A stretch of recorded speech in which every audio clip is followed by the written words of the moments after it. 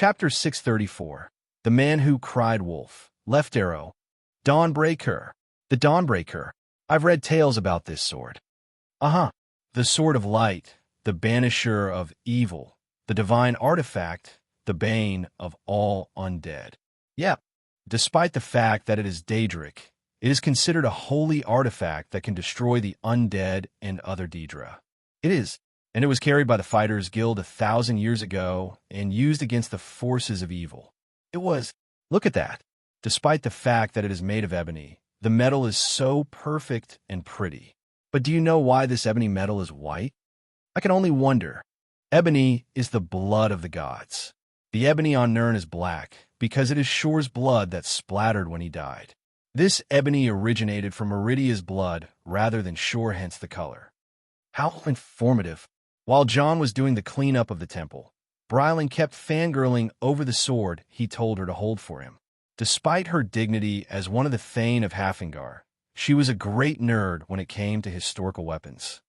Jon made sure that the 20 guards that followed them survived unscathed and are all looking at Bryling in awe and admiration. They needed to witness this in order to feel that Bryling is a heroic person, not some sword pervert who can't pass a second without admiring the damn sword. Anyway, Jon had to use greed in order to collect all the shadow energy residing in the temple in order to hasten the process of it being fit for use by Meridia's cult again. Jon and Bryling refused to venerate Meridia, but swore to let her followers gather around her shrine peacefully. Moreover, Jon was intending to use Meridia's cult against the vampires of Fokihar, thus he hit 2 birds with 1 stone. As greed finished the cleansing of all shadow energy and devoured the remaining corrupted shades, Jon led the group outside and traveled in the mountains again until they reached the place that was his goal from the start, Wolfskull Cave. Of all places, Bryling sighed on the approach of that particular cave and got closer to Jon. So, the other undead problem, I believe that a proper Thane wouldn't let 2 undead nests fester in their hold. Jon replied, usually, necromancers keep hiding until they attain sufficient power and strike first. We don't usually catch a necromancer that easily. Bryling justified her ignorance. My sources can pinpoint the activities of magic groups in and keep tabs on them. The worm cult has been infiltrating Skyrim actively, and I have a serious animosity with them, so that is that. Jon said. Impressive, Bryling said, and by sources, you mean the black pigeons.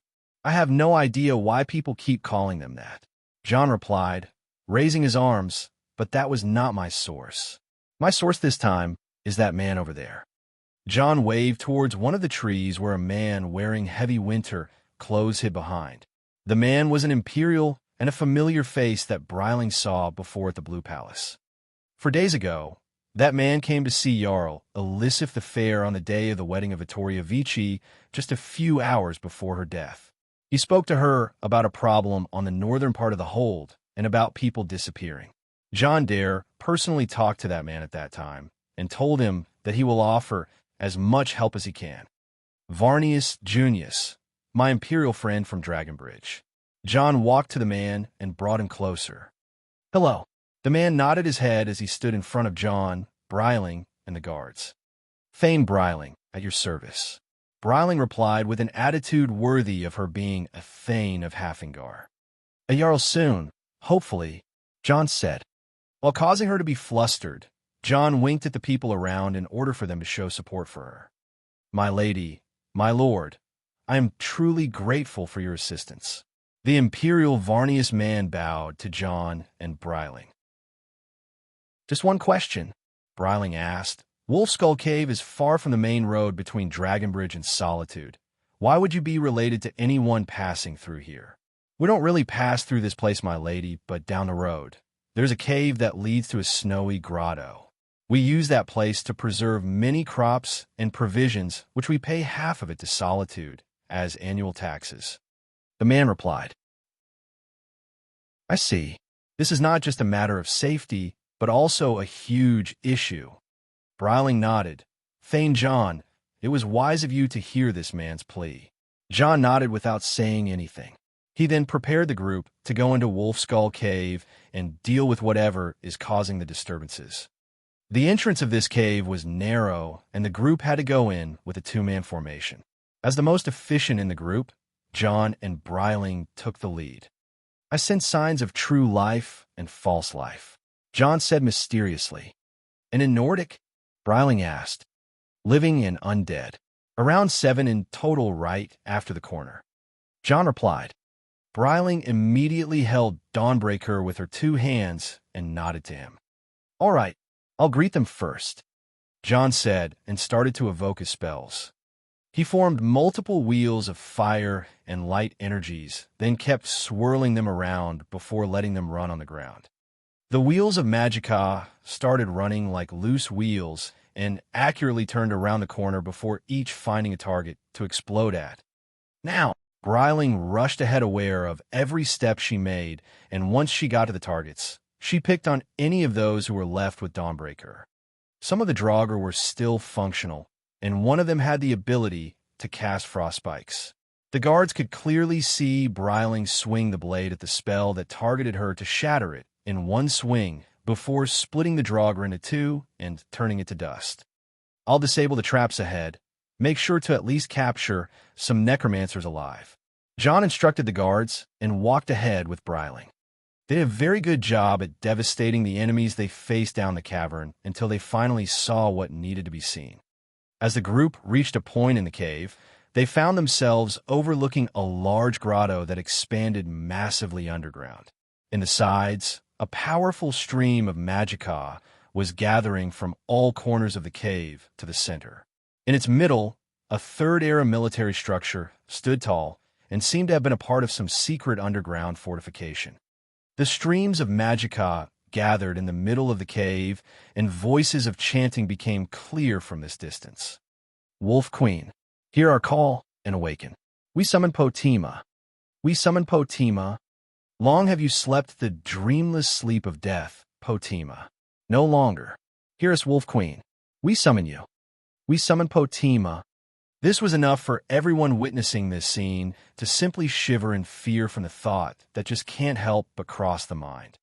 The summoning of the undead ghost of Potima, the Wolf Queen of Solitude, the most brutal queen in the history of Skyrim. We need to stop them. Bryling was about to rush in, but John held her shoulder. Slowly, we still have time, John said.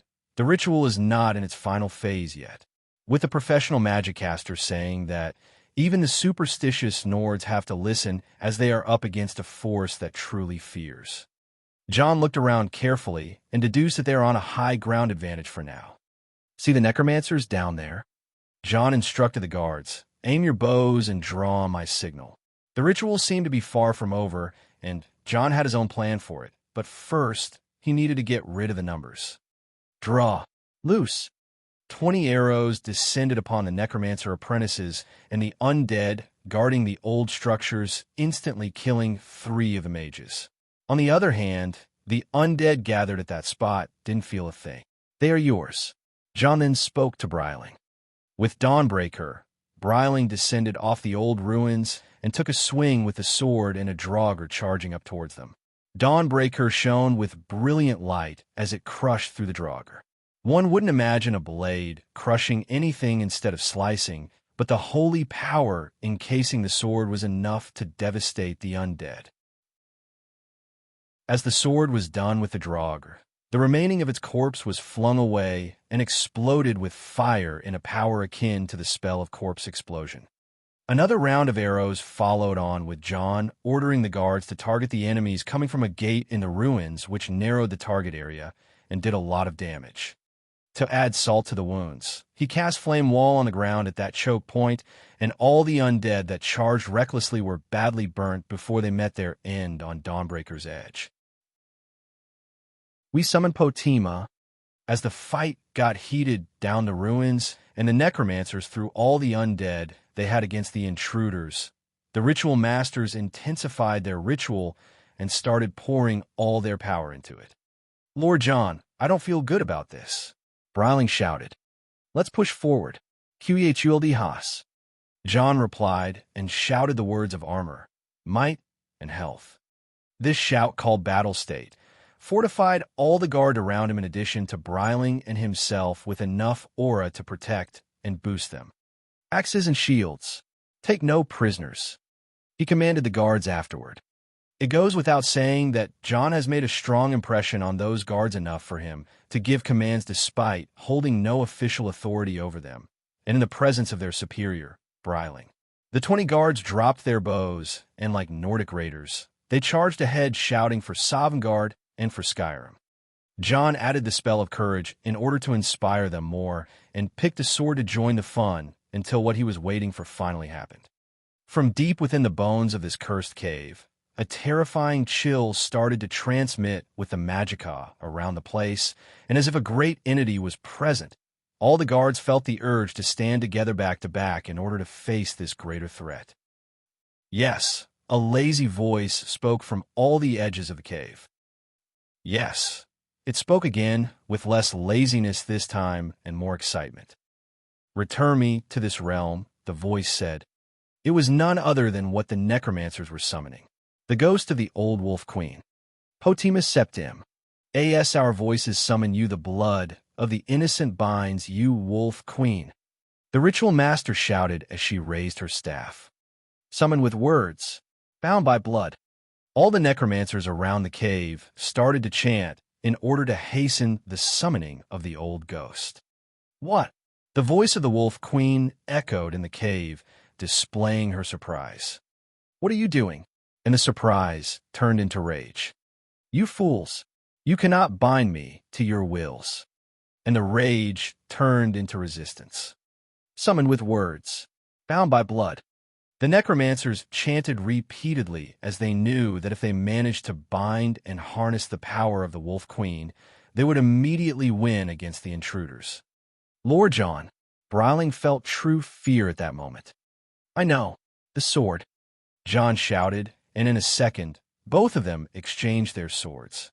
John had Dawnbreaker in his hand, and finally decided to stop screwing around now that Potima is present. Greed, be ready. Lust, cover the sounds. Gluttony, wipe out the necromancers in that tower. Wrath, take hold of the undead, and make sure the guard can come up, but injure nobody. Pride, turn into a bracelet and gather as much magicka into this sword.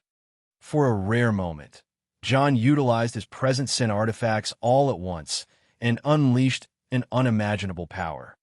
The power gathered around Dawnbreaker by the action of pride and then amassed a terrifying amount of light energy into the blade.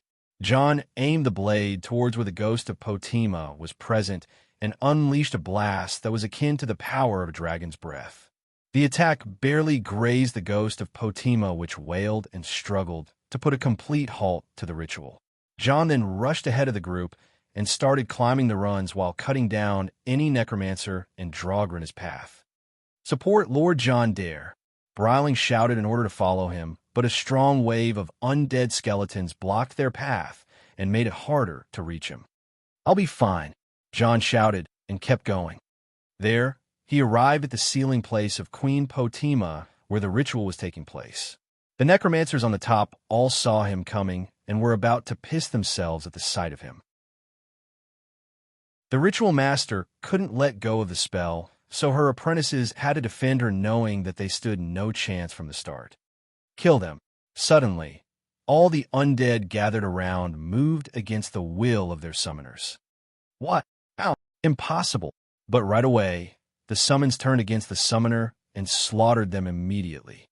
This was the power of wrath, the bone colossus which lords over the skeletal undead. John arrived at the ritual master, which was unable to move, yet lost all her focus, and looked at him with terrified eyes. Impressive work, he said and stood behind her. Let me give you some assistance. John put his hands on the woman's head and started to use magic in the Daedric tongue. His words were terrifying as his power seeped into the brain of the helpless ritual master and erased everything that ever existed in there.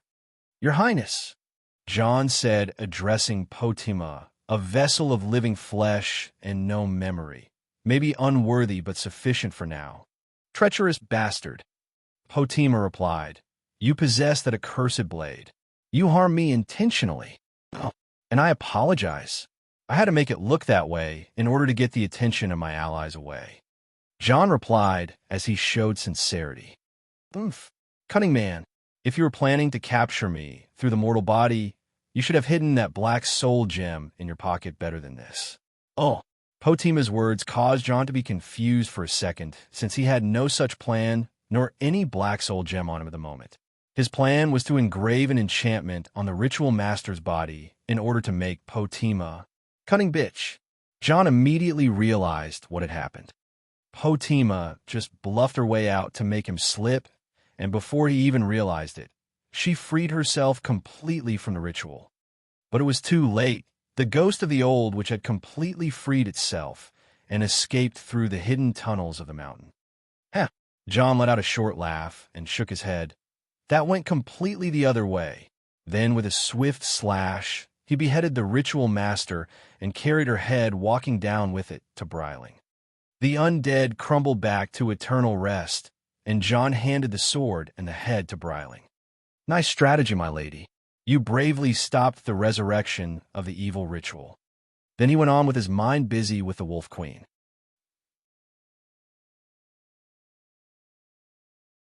Chapter 635, The Messenger. And so, we can secure the front gate, the spiral stairs to the dockyard, and the dockyard itself. Brina Marilis said, as she pointed at certain areas on the map. The Legion can't spare that many men. We need to keep a heavy watch on the castle, especially with the increase of the spies coming from literally everywhere. Legate Rika seemed reluctant. I'll allow it. General Tullius approved of what Brina Marilis wanted. They have a plan to start holding the foundations of solitude before it becomes too late. Earlier in the war, it was easy to confront the Stormcloak rebellion and even capture Ulfric's Stormcloak. But after the first winter, it became increasingly difficult to fight the snow-loving Nords even with Nord legionaries. The perspective of the imperial authority of Skyrim started to aim for a war of attrition at this rate. Solitude was going to be a major supplier in this kind of war, but they needed total control of it first. It was easy to control Jarl Elisif in the past since she was a pushover and bore vengeance against Ulfric's Stormcloak. That was until someone killed her and left this important seat vacant for greed and opportunity. From this perspective, the court of the Blue Palace is incompetent in many ways, but they have a strong backer who stands against the war. John Dare is that backer, and he jumped on the opportunity to put his candidate, Thane Bryling, on the throne. Meanwhile, the Legion figured out that by controlling the major points of the city, they would completely control it. Sparing Imperial soldiers to act as guards was an act that would cause a bad reputation to the Legion, but the city guards were on the side of Thane Bryling. The Legion took a bad move at first and tried to undermine them by kicking them out of the castle where their barracks was, which made Thane Bryling take them under her wing and empty her manor for them as the new barracks. Right after the departure of Thane Bryling and John Dare, General Tullius tried to open the barracks back and invited Captain Aldous, head of the guards, to go back to the castle, but Falk Firebeard showed up and caused trouble with the Imperial messenger, saying, if the general has anything to say to the honest guardsmen of Hafengar, he better come down here and say it himself. This blocked all the attempts to reconcile with the guards or regain control over them. So, what did our eyes report? Brina Marilis asked the general who looked at Legate Rika in return. Thane John Dare and Thane Bryling mobilized the 20 guards towards the west and entered an old Daedric shrine. Legate Rika reported. That can't be good, Brina Marilis said. John Dare is an expert at dealing with the Daedra, and whenever he is reported to run into one, he would emerge with a new kind of power. Can we use it against them as an offense against peace? General Tullius asked. From what we know, the shrine belongs to the Daedric Prince Meridia.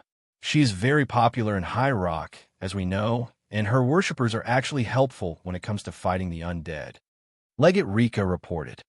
Did they part from the shrine with anything that looked eye-catchy? Brina Marilis asked. The report noted that they offered some sort of a gem to the statue of Meridia before entering and came out with a sword that had an aura of its own. Any attempts to get a hold of that gem seemed impossible due to the imposing power of the Daedra, and the sword is on Thane Bryling's hand, which will prove difficult to take away even if John Dare isn't around. Well, that sounds ominous. General Tullius didn't like the report. What's in the next one? They traveled further north and entered an old cave. Our spies noticed undead remains on the cave's entrance, and it got very noisy all of a sudden. Thane John and Thane Bryling came out 2 hours after entering with 3 individuals chained up as prisoners. Our spies suspect that they subjugated some sort of necromancers. I see a pattern here, Brina Marilis said. During his rise, John Dare hunted down the pirates and the bandits that were terrorizing Winterhold to gain recognition before becoming a Thane. He also had to invite a lot of people with him so that he could get witnessed doing his heroics. You easily admit he is doing heroics. General Tullius remarked on the words of Brina Marilis. Don't get me wrong, General. John Dare is indeed a hero of Skyrim, and someone who is worthy of respect. However, he is a political brute and has no respect for authority. His heroics made him delusional and dangerous. While you may be somewhat right, my lady, I truly beg to differ. John Dare has broken through unimaginable odds to get Winterhold where it is today. If he was any weaker, he would have been preyed upon by rivals. Legate Rika refused Brina's statement. In order to save one city, John Dare risked the livelihood of the citizens of 3 other cities. Brina replied, Dawnstar docks completely failed. Skyrim's eastern imports shifted from both Solitude and Windhelm all to Winterhold, and he became the definite warden of the Sea of Ghosts. The freedom of trade was completely shattered, and anyone who wants to make a living in the sea has to work for either him or one of the big companies. All right. General Tullius stopped the 2 ladies from clashing any further. We are not here to discuss John Dare for the Eight's sake. We want to appoint a Jarl friendly to our cause, which is you, Lady Brina, and prevent the throne from being taken by anyone else. I hope that you 2 are on board. I am. Yes, General Tullius. So, any more reports on the movement of our political rivals? The general asked. Finale. A report to Legate Rika. A voice came from outside, interrupting the legate's reply. It just arrived. She immediately went out, opened a report, skimmed through it, and returned with a not-so-pleased face. What? The general asked. Thane John and Thane Bryling headed further north, rather than returning all the way to the frozen coast. Free to Snow Bear, which eventually ended up chasing our scouts. Until the scouts returned to the trail, they found that Thane John had captured 2 more prisoners. Hagravens. Hagravens? Brina Marilis showed a confused face. This far up north? Even the general found it bizarre. After that, they stopped by an old shrine hidden in the mountains for Talos. They offered some belongings of High King Torg and Jarl Elisif. Now, they're riding fast back towards the city. Silence took over for a while, as nobody could get any reading on the situation. Necromancers, Hagravens, Talos Shrine. Nothing connects all of that together. Lady Brina, any thoughts? The general asked the self-proclaimed John Dare expert. As I said, he just does more heroics and drags along his audience. Since there is a strange sword in the hands of Thane Bryling, she is getting those heroics attributed to her. The 20 guards they have are merely there to act as witnesses. He will create as much hype for her to make her the leader of the people. Then, when the Emperor senses his eyes to read the situation, she will be the easy pick. Don't forget that John Dare is already carrying a petition of the people to the Elder Council to appoint her a Jarl. Fine, the general nodded. We will do what we can to take care of those guards. Bribery, transference to the Legion, all the way to silencing them for good. The prisoners are the proof of their so-called heroics. We will make sure to take them to our dungeons rather than the palaces. The general said, I know it won't be easy, but make sure it happens, Rika. Yes, sir. Legate Rika responded in high spirits. One last thing. The general continued. Confront John Dare and Bryling respectively about their visit to the Shrine of Talos. Make sure they pay for disobeying imperial law. Legate Rika paused, and Thane Brina seemed bothered. What? However, the general was bothered by the lack of response. With all due respect, sir, I don't think I can obey such an order. Legate Rika replied. What did you just say? The general faced disobedience for the first time in a very long while. Sir, please, I am a legion soldier, and a Nord. Legate Rika conjured up all her courage, not a Thalmor justiciar. Did you just... The general was infuriated by her reply even more. I think what Legate Rika just tried to say is... Thane Brina jumped in hastily while thinking of what to say. This job can't be done by a legionary. Ahem. I think we can just tip the Thalmor attaché that is located here in the castle without doing anything that might sway the public sentiment away from our cause. The general kept staring at Legate Rika intensely before speaking once again. Such disobedience, it won't be forgiven ever again. He said, and I see the point of what Lady Brina said. Make their clash with the Thalmor rats, but don't bring up John Dares when you tip them off. Yes, General. Legate Rika excused herself and left. The general was still displeased with how inflexible Rika can be before snorting. Nords.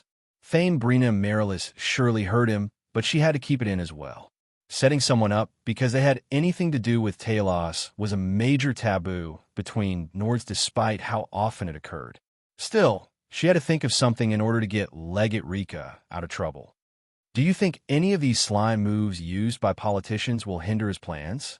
The general interrupted her chain of thoughts by posing such a question. Undermining his efforts will serve as a good way to buy enough time for our allies in Cyrodiil to get the Imperial Council to make the right decision. Add that to the attempts to stop his envoys from reaching Cyrodiil first. It should be good enough for now. Brina Marilis said. Is there anything to be wary of until that time?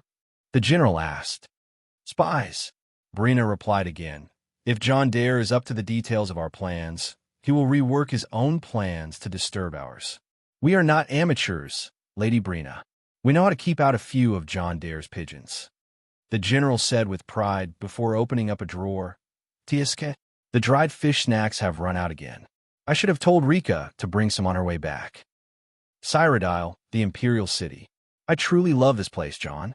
It is so perfect to raise children. I'm glad it is to your liking, wife. The schools, the buildings, the gardens.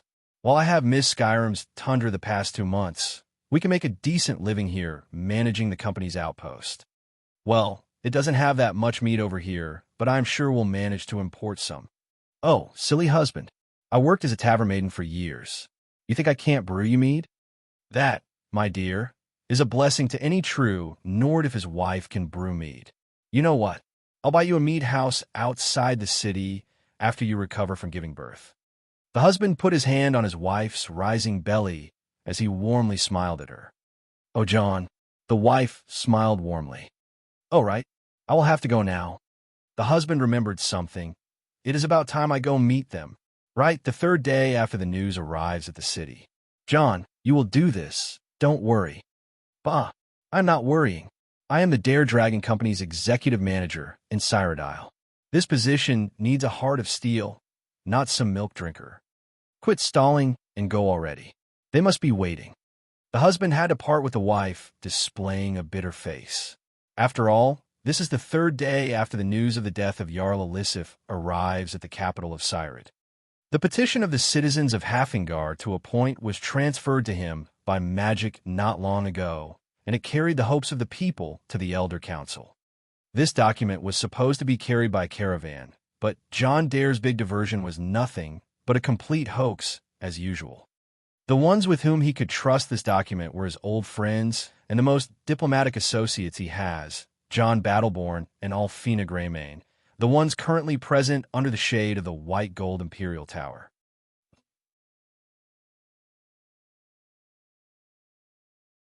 Chapter 636, Setting the Stage. Those are the guards you asked for. Captain Aldis said came closer towards John. That's 40 of our men under your disposal, sir. No, John replied, just 20. What do you mean, sir? Captain Aldous asked. I am returning the 20 men I borrowed. I will enter the city with the other 20. John said, they won't be recognized for the achievement of following Thane Bryling when she gets to be a Jarl, but what is important is that she will surely recognize their hard work. But why is all that? Why change the men you have with others? The captain couldn't understand what John wanted. Recognition is the problem, Captain. I don't want the Imperial Legion's eyes to recognize them. It is part of a big plan. John said, a big plan. That's what John promised the Court of Solitude. Only none of them anticipated how big this plan actually is. John was planning for this for months, using the assassination attempt on Vittoria to assassinate Jarl Elisif, sending John Battleborn and Alfina Greymane 2 months in advance to Cyrodiil without telling them why, manipulating the Dark Brotherhood through Serana as his agent, and giving leads on the Dark Brotherhood to the Imperial Intelligence Agency in order to cut loose ends once he is done with it. But why is he changing the 20 men that were following him and Thane Bryling with another 20 men? The answer is that he got the news that the Imperial Legion is going to disturb his operation by targeting those 20 men with all manner of methods. The 20 men that followed him and Thane Bryling were basically the witnesses of liberating the Temple of Meridia, acquiring the Holy Blade Dawnbreaker, getting rid of the necromancers that tried to resurrect the Wolf Queen Potima, and getting rid of the ghost of the Wolf Queen. Those 4 achievements are nothing short of heroic to the people of Solitude, since they display courage, leadership, resourcefulness, and strength. John found out that General Tullius was planning to undermine those achievements through all sorts of tricks, and so he prepared in return. If the general plans to take away the witnesses, John will replace them with others, which will make the rumors still flow. The guards may not be pleased that they are not getting recognized and their achievements will be taken by the other 20 guards, but John personally explained to them what will happen and had to persuade them one by one. That is why he had to take a detour to go hunt some Hagravens and openly visit a shrine of Talos. He needed a physical face for the evil that exists under the hold and a little trap for the Imperials so that he can make a scene. Of course, the trap was as obvious as day, but he just needed to keep them occupied with something to be wary of. After all, he needed to extract as much information from the commanding chamber of the Imperial Legion where the general plots for his next move. John sent his best spy in there, and she has already made the place her own. Nefertiti's power to occupy any place was never this good before. That aside, John was actually worried about Brina Marilis. The woman's character is as straight as a sword, and her attitude is as sour as a whole sack of lemon, especially towards him. John wanted to recruit that woman many times and make her move from Dawnstar to Winterhold, but she didn't like his offers. Dawnstar was her proud home, and despite the political childishness shown by Jarl Skald the Elder, she still remained loyal to her home. It is praiseworthy and all, but the sour lemon between John Dare and Brina Marilis was only bound to grow into a lemon orchid after John completely took over the sea business. Originally in the game's plot, Brina Marilis was the opposition presence of the Stormcloaks in Dawnstar, and she was to replace Jarl Skald if he was ever removed by the Imperial Legion. That, however, became a pipe dream, and she was invited to Solitude in order to be the face of the Legion on Solitude's Jarl throne. However, John didn't kill an innocent woman in order for the Imperial Legion to have its way with the city. And with that attitude in mind, John accompanied Thane Bryling back to Solitude on the head of 20 guards, dragging 2 Hagravens, and carrying a visibly magical artifact. For that, a display of achievements was necessary, but the drama had to come first. Hold it right there. The Imperial soldiers on the city gate stopped the group and seemed not willing to let things pass easily. It's all right, boys. What's the matter? John asked as he effortlessly descended from his Atronak horse. Sorry, sir, but you can't roam around the city while dragging those monstrosities around. The officer on the gate pointed towards the Hagravens that were brought in chains. John looked at the 2 old, hideous things, then back to the officer. Really? Goddamn, soldier. And here I thought some reinforced chains with state-of-the-art enchantments would stop them. Truly, I wouldn't have known what I could do without you. John replied, showing a slight grin to the officer. The Imperial officer kept putting on a stern face under his plumed helmet and didn't get triggered by John. After all, he was specially placed here to annoy John within the bounds of law, and he was the first of many along the way. I get it, officer. John nodded. These Hagravens are suspects of a hideous crime. In their cave, we found evidence that may be related to the murder of our late Jarl Elisif. We found an old comp that once belonged to the Jarl with a few strands of hair, sheets with blood spots, and many ugly trinkets that all scream black magic. We really wanted to burn those witches in the public square. I am sorry, sir, but this is against the law. The officer refused. I see. John nodded again. Then what do you think we should do, officer? We shall behead them on the spot. The officer responded and snapped his fingers. Suddenly, and as if they were ready for this, a bunch of Imperial soldiers showed up carrying a great sword and intending to make fast work of the Hagravens. No, hold it right there. John waved his hands and stopped them immediately. Believe me, you don't want to do that. What do you mean, sir? The officer interfered fiercely. These monstrosities are not entering the city, nor will be allowed to be thrown back into the wilds. They must die here and now. I know. Just hold on for a damn second.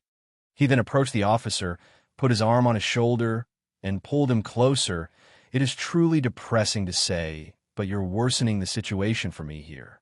Tell you what, you can have this and call yourself a champion of the gate. John suddenly called out a large sack and held it with one hand in front of the officer. The sack was both heavy and clicky, indicating that its content was a ton of coins. The sight of John Dare attempting to bribe the city gate officer in broad daylight was just baffling and made the people gathered around whisper and look at each other weirdly. Even the city gate officer was stunned and didn't know what to do. He was told to hinder John Dare and strip him of his trump cards before he entered the city.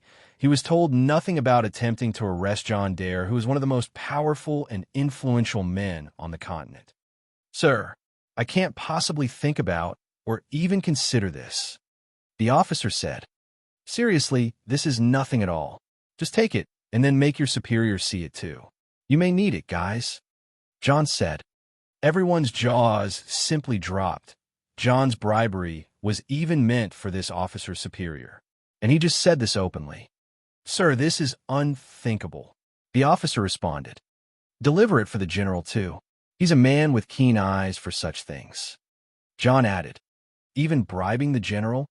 John Dare has just reached a level of boldness that was never seen in Skyrim in its history. Sir, I'm sure you know, you're someone important, but you can't do that. The Imperial Legion doesn't operate this way. We have our pride. The officer couldn't stand it anymore. The situation seemed to take an unimaginable turn, but seeing Thane Breiling not commenting on John's actions made many question her.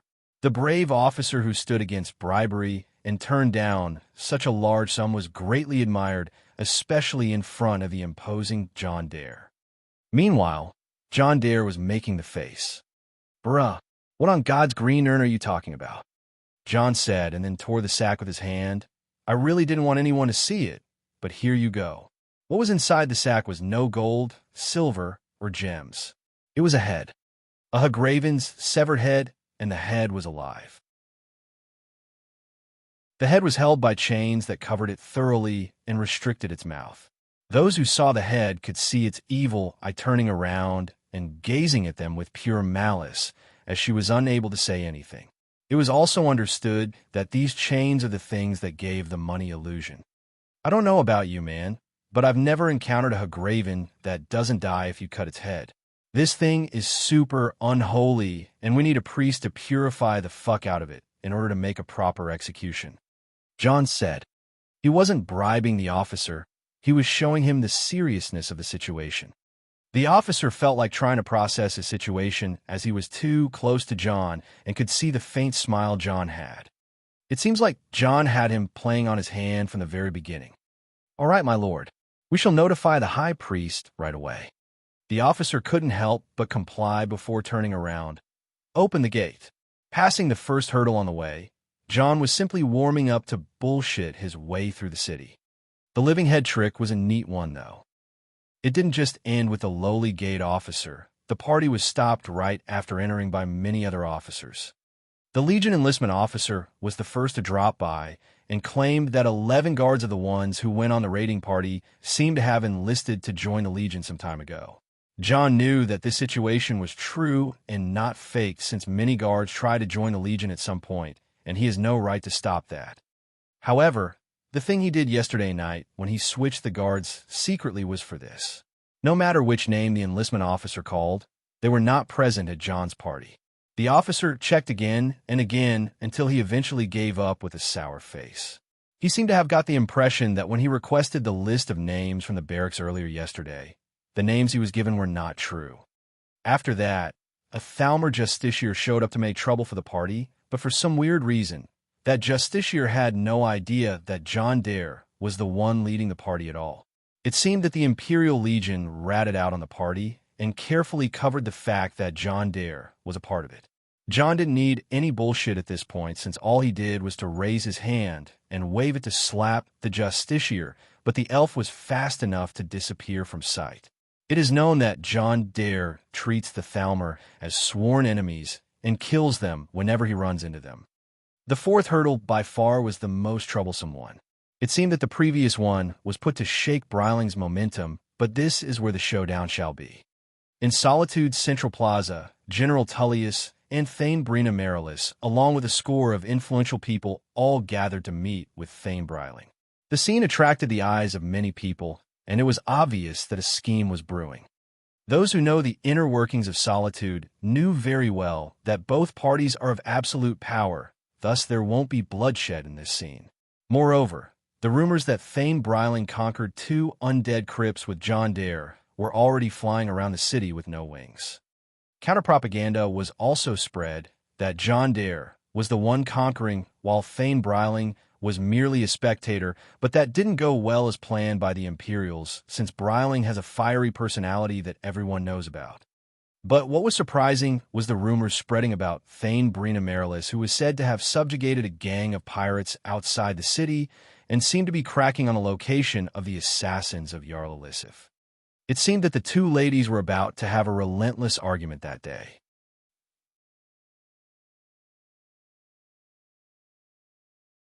Chapter 637, The True Face of Evil. In a world where evil has many faces, openly punishing evil was a sort of public amusement. Beheading outlaws, burning witches, and whipping criminals were ordinary and welcome sights. Hagravens are notorious for their ways in witchcraft, and many simpletons would usually go and secretly meet them for all sorts of spells and potions. Things like a spell to make a man love a woman over another woman, a spell to kill the child of a certain couple, a spell to destroy a relationship between two lovers, and even spells to make men or women impotent. These were the sorts of shitty services Hagravens were happy to offer. However, the more shocking thing was the number of people who were willing to pay for such services. As if the entire world has lost all of its humanity, the number of spells gathered by the guards was just innumerable. Lay them on the ground over there. Don't touch them with your bare skin, and wait for the priests to come and do their proper work. Thane Breiling commanded the guards following her as they entered the plaza together. In there, the one frowning upon such a situation was General Tullius and Thane Brina Marilis, who were in town for similar reasons as John Dare and Thane Breiling. I'm terribly sorry, but this place is locked for an execution an hour from now. An Imperial legionary advanced towards Breiling and tried to stop the guards from entering the execution grounds. It's all right. We'll be taking things from here on out. However, a big hand held the legionary's shoulder and almost threw him off balance, but kept a good grip on him still. Whose? The soldier wanted to get his hand on his blade, but as soon as his eyes spotted the owner of the hand holding his shoulder, he knew there was a big problem. A smiling redhead with immense power, or rather, the smiling redhead with immense power, John Dare. A man who tends to solve his issues with power and money. In other words, something beyond a normal legionary's pay grade. I believe you are putting your hand on a legion soldier's body during his duty, Thane John of Winterhold. A voice came to John's ears. Is there a law against that? John asked as he turned around and recognized the one who spoke, Thane Brina of the Pale. Actually, there is, she said. Actually, I didn't know, John replied before letting go of the Legion soldier. The soldier moved away immediately as he kept rubbing his shoulder, but he seemed fine. And please, evacuate this area, since it is reserved for official business, she said and turned away. I'm sure a normal citizen has no authority to convey official orders, he said. Oh, she turned around with an amused face. I happen to be a civilian advisor of the Imperial Legion.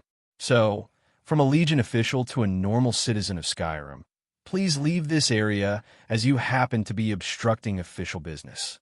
Oh, John returned the same amused face, and I happen to be a deputy for Thane Bryling working with the city guards. You know, I am something of an official myself. You're a Thane deputy? She asked, looking at him up and down. And you're a civilian advisor. John smiled. We're both moving up in the world, ain't we? You're still obstructing official Boosie. She joined her arms together, but John cut her words short. Piss off, he said while still maintaining his cool smile before turning immediately perplexed. I am sorry. Did I just speak my mind out loud? God, this witchcraft has some nasty effects. Brina's face hardened as John kept fooling around. She failed to stop his entourage of guards from entering the place and laying out all the spells and witch hexes on the ground. General Tullius had to intervene himself at this point. I see some intruders are still here. He came from behind Thane Brina, Thane Bryling, Thane John. Please take your business elsewhere. Wow, you're really so short up close, John said once he saw the general before holding his mouth as if he said something that he wasn't supposed to say. Everyone lost their words as John made an awkward face and the general's expressions turned dark. I'm sorry, General. Thane John was infected by some witchcraft that Thane Bryling immediately intervened as she looked at John and not believing that she was following up on his bullshit. He speaks out what he thinks without restraint. That's a dangerous curse, John added. Indeed, Bryling nodded. Very bad curse. The execution grounds are closed, the general said as he turned expressionless. While the area is wide, we can have joint executions. Celebrate together, John said cheerfully. After the official business is done, you can do whatever you want with those things. The general refused to give John a leeway as he looked disdainfully at the Hagravens. Actually, we are here officially. Bryling came forward. We are using the execution grounds. The general was displeased with Bryling talking that way. You're overstepping your position, Thane, he said.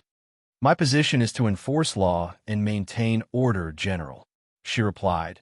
And from where I stand, your actions of occupying the execution grounds for a few criminals you caught in my hold is vulgar and overstepping the jurisdiction of the guards of Hafengar and the Court of Solitude. By law, a Legion soldier can detain and arrest, but the criminal would be handed to the local authority to be tried and pass judgment on. Thane Bryling spared nothing against General Tullius, which was wild compared to how things used to run in the past, even during the days of Elisif. Damn, girl. John spoke, then acted as if he said that unintentionally. Everyone ignored John, trying not to fall to his provocations, but it seemed that Bryling was ready for a brawl. Those criminals are pirates who attacked a Legion ship, Thane Brina said. Therefore, they are to be punished by the Legion and within its jurisdiction. Hoax. John spoke sarcastically, but covered his mouth again. Truly sorry. Perhaps the witchcraft infecting Thane John Dare is going to be problematic. Shouldn't you be escorted to a place to rest? General Tullius asked. And miss all the trash talking? No way. John said happily, but acted as if he shouldn't have said that. Last warning. Take your business away. The general almost became too annoyed by John's act. I wonder why the Legion is occupying these execution grounds when they have their castle ground. John asked. It is closed for secret drills. Thane Bryling mocked him alongside John. Last warning, Thanes. The general had enough as he put his hand on the hilt of his sword. Lord John, Lady Bryling. But immediately, the place was swarmed with hold guards led by Captain Aldous. They came in numbers and seemed serious and ready for business. Brina Marilis immediately held the arm of the general away from the hilt and started whispering something to the general that if they were to act hostile in front of some guards, this would nip her run for the Jarl position in the bud. It seems that our Imperial friends are denying us the public execution grounds.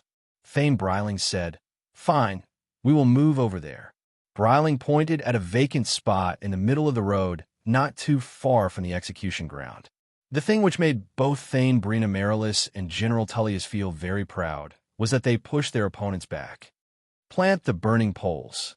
Captain Aldous ordered the guards. "Sir, the priests have arrived to purify the curses." A guard reported. "Fine. Don't hold anything back. Tie up the Hagravens to the poles and get the priests to work." The moment both General Tullius and Brina Marilis celebrated the fact that they managed to chase away John Dare and Thane Bryling, they noticed that where the burning poles were located was blocking the way to the execution grounds. Complaining won't work, since it is not against the law to occupy the street by an official for any matter they see fit, especially if that official is a landlord with the scale of Thane Bryling. But the situation has escalated too fast to stop at the moment. With the arrival of the priests from the Temple of the Divines, a chaotic situation occurred. This hex was laid by the Hagraven Anthenotha in the name of the Lady of Rot Namara, that Elka of Dragonstone loses her sight. The hex carries desecration for the name of Lord Akatosh and is considered sacrilege. A priest announced, "No, how could this happen? How evil." The situation was merely beginning, and many people started to crowd around the burning sticks while the priest started unsealing the spells and going over them. A witchcraft spell is done differently from usual spell casting for it to have its effects. A witch would gather power through many mediums, but she always needs a trace of her prey, be it a few strands of hair, some clipped nails, blood on a sheet of cloth, or even broken teeth. The witch would then start putting those traces in a spell and draw power from oblivion.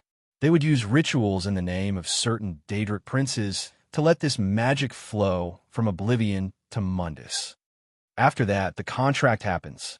The contractor, who is usually a person, specifies the kind of harm they wish to fall on the victim, and the witch writes it with Daedric script.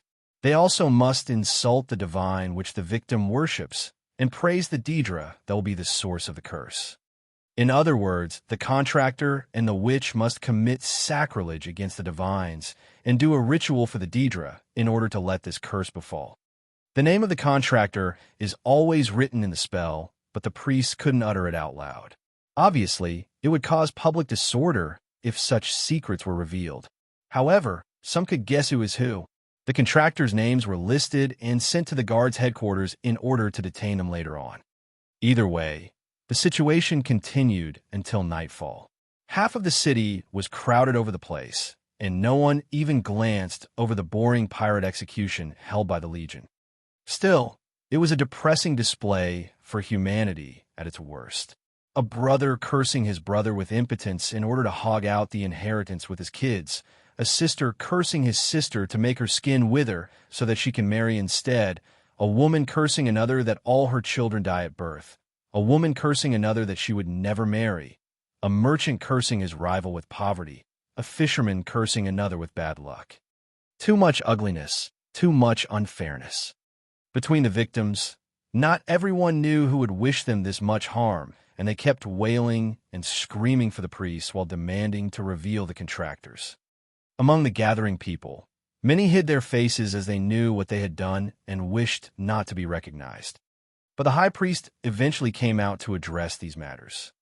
"Whoever has contracted a witch for a hex, may the divines curse you and kick you out of their mercy. Oh, good people, those who contract the power of the Daedra will always receive a backlash once the contract is broken, and the divines will punish them greatly for disturbing the natural order and insulting the gods. Rejoice, brothers and sisters, for the divines are as just as they are merciful." "Thank you, High Priest." John jumped on the stage behind the priest right away I was also contacted with a hex, and it was no joke, folks, it was no joke at all. John turned around and winked to Brina Marilis, who was watching from far away.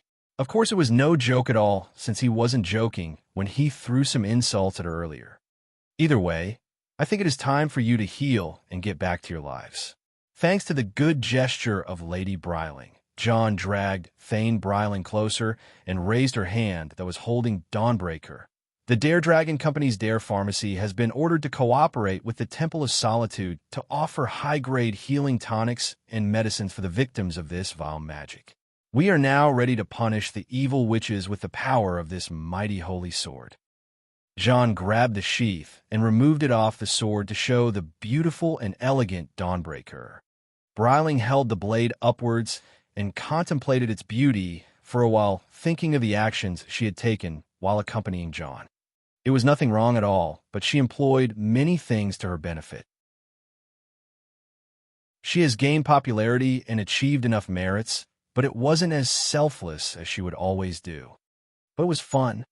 Now all she needed to do was to light the mounds of firewood under the burning poles with the fire that comes from the sword's enchantment and deliver justice upon the enemies of the divine. My lady, my lord, wait. But something out of their plan happened. A priest of Akatosh, who was one of the 8 priests working on unsealing the hexes, rushed from his spot towards John and Bryling. "What's wrong, Brother Varric?" Bryling asked. You need to see this," he said, and opened one of the hexes to John and Bryling. It was thick with the smell of urine, which the witches would use as an ingredient in their unholy contracts, but the nasty smell meant that it was not an old one. It was also written in Daedric letters, had a lot of blonde strands of hair, written all in circles, and centered with the sigil of Bothia. On its edges, it has the sigils of Talos, Kinnereth, Arche, and Mara all drawn while flipped over, indicating disrespect. Holy shit, John couldn't help but curse. "What does it say?" Bryling asked, as she was incapable of reading Daedric. John looked around and saw that the noises had died down. He must announce what's written now that the priest knows what's in it too. "Curses and bad omens. Death befalls all but the timeless. Bring disorder by death. In the name of Bothia, prince of deceit and conspiracy. Let Talos, who offers kingship, topple off his throne. Let Kinnereth, who offers healing, be blinded away from the sick. Let Arche, who carries the souls, offer no rest. And let Mara, who offers protection, wail over Elisif of solitude, as she dies a horrible death." The words were so sacrilege, but John realized how awful this all turned out to be. Someone cursed Elisif with a death curse, and he was the one who sent Jelinar to deliver the killing blow. It almost shocked Solitude to its core. Not almost. It completely shocked Solitude as the people looked at John with pale faces and sunken hearts. Even Brina Marilis, who stood watching it all from afar, and General Tullius, who was returning to the castle, all turned towards him. And they all waited for the name of the killer. The contractor. The one that played this whole situation from the backstage and instigated disorder. The contractor is the great hidden one, Lot 7GN.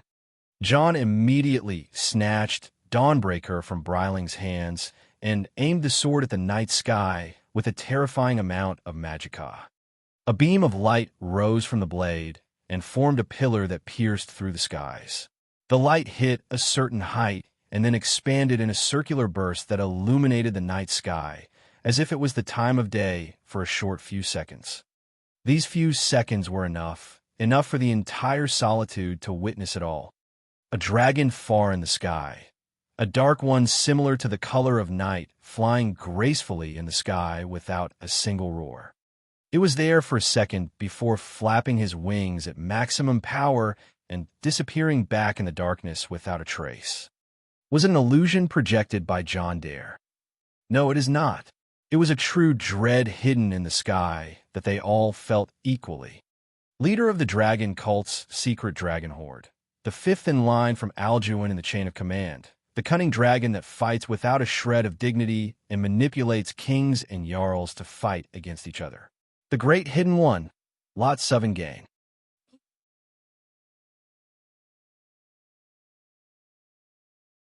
Chapter 638, Crisis in Solitude 1. This is unbearable. Unbearable. A dragon plots to murder a jarl and devise a plot? You want me to believe that? General Tullius shouted as he strode left and right in the throne hall of the Blue Palace. It is quite hard to believe, yes, but Thane John has shown us the truth of the matter. Sybil Stentor refuted the general's frustrated remarks. But it is still hard to believe. It feels as if the world is getting stranger. Politics with elves I can handle, but dragons. Legate Rika took a seat and put her helm down as she seemed lost in thoughts. I know what it seems like, but Thane John always told us time and time again that dragons are no brainless beasts. All of us heard the stories of the intellect of the dragons. Is it hard to imagine them plotting and scheming? Thane Bryling said, but why can't just a dragon come from the sky? Use his superior strength and speed to kill one powerless human like Lady Elisif in plain sight, rather than all the scheming and witchcraft? John Dare is a wizard, and I know he employs magic a lot to achieve his purposes. And let's not forget that he commands a beast that looks like a dragon. Brina Marilis attacked John immediately. Are you mad? Thane John has exposed something that we all felt. The presence of a dragon. I don't think there's magic that can fake such a thing. Falk Firebeard responded aggressively. God damn it. Thane John this, Thane John that. Why can't the lot of you speak a single sentence without mentioning him at least twice? Are you all officials from a court for real, or are you just some twats that follow whatever that man says? General Tullius couldn't endure it anymore and started shouting. General, this is disrespectful. Falk Firebeard lashed back. Really? Then tell me, Falk, in this time of emergency, where in oblivion is that dear Thane John of yours? Brina Marilis asked. I'm here. The response came directly from John, whom no one expected to be around. As they all looked in his voice's direction, they discovered that he was sitting behind some wooden rune divider with a ton of maps and papers around him. The group moved and watched what he was up to, which added more to their confusion.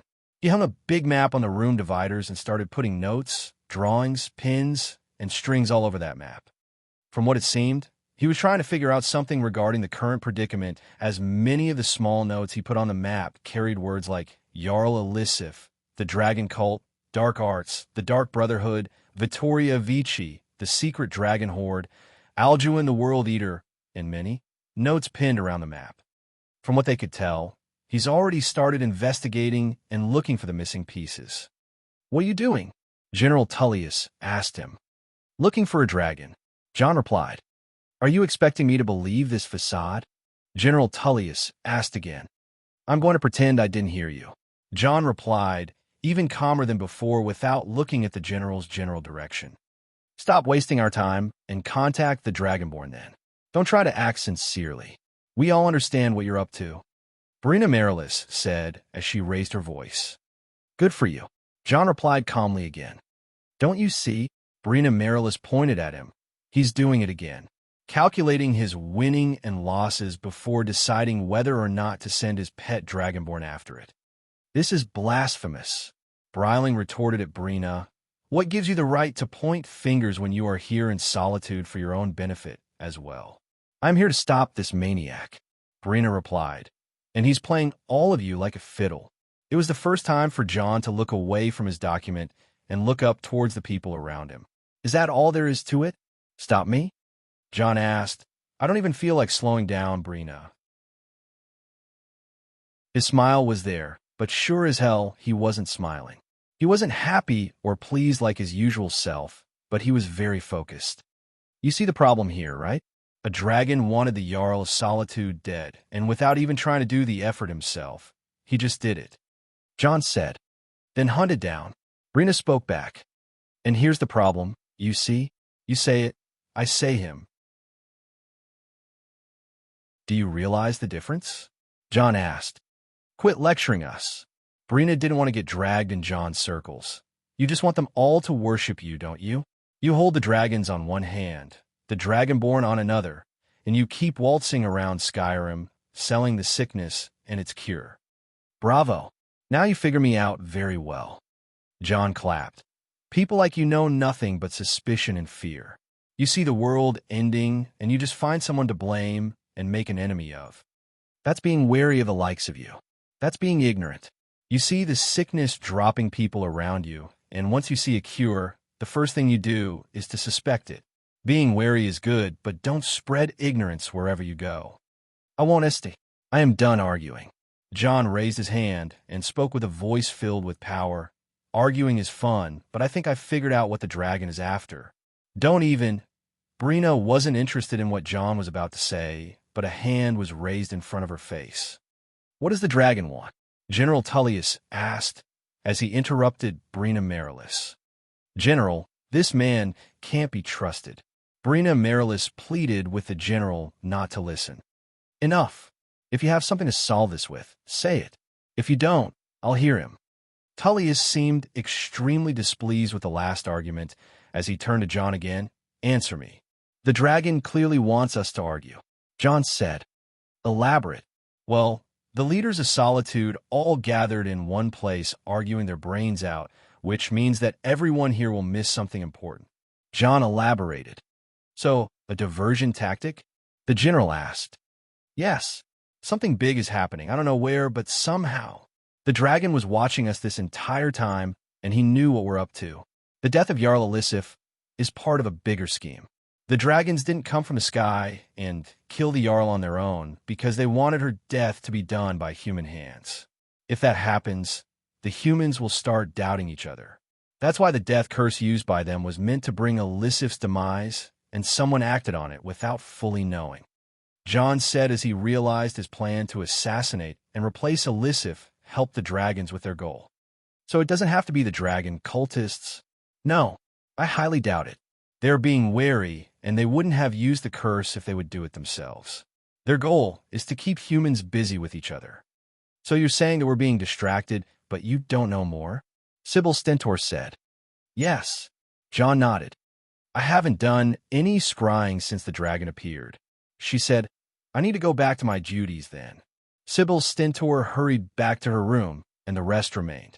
What else do you know, Thane John? Even the things you are unsure of? Thane Bryling asked. The dragon cult is a cult that serves the dragons as... John was about to reply, but he was interrupted. We know about the situation of that cult, General Tullius said. John has spread many messages about the Alduin situation and the dragon crisis during his marketing campaign for the Dragonborn. All right, if the dragon cult is still obsessed with ending this world as we know, their goal is to cause as many casualties as possible to feed Alduin. No thanks to anyone in this room. The Empire and the Stormcloak are barely able to fight each other, so the dragons should be desperate. If Solitude falls into chaos, the Stormcloak will take this opportunity to advance and reignite the war. So your plan is falling apart? Brina Marilis asked with a faint, disdainful smile. Excuse me? John narrowed his eyes. You're the one who caused the war to come to such a stalemate. Don't deny it. Now that both sides are barely throwing stones at each other, the dragons would weaken one side enough to make those stones really deadly. Brina explained. As much as he hated it, John only let out a sigh that didn't confirm or deny her claims, but there was no hiding it since he was against the civil war from the start. But killing Jarl Elisif would only confuse us. It won't achieve anything sensible. Unless, John said, and returned back to thinking. Unless their plans are already in motion without difficulties.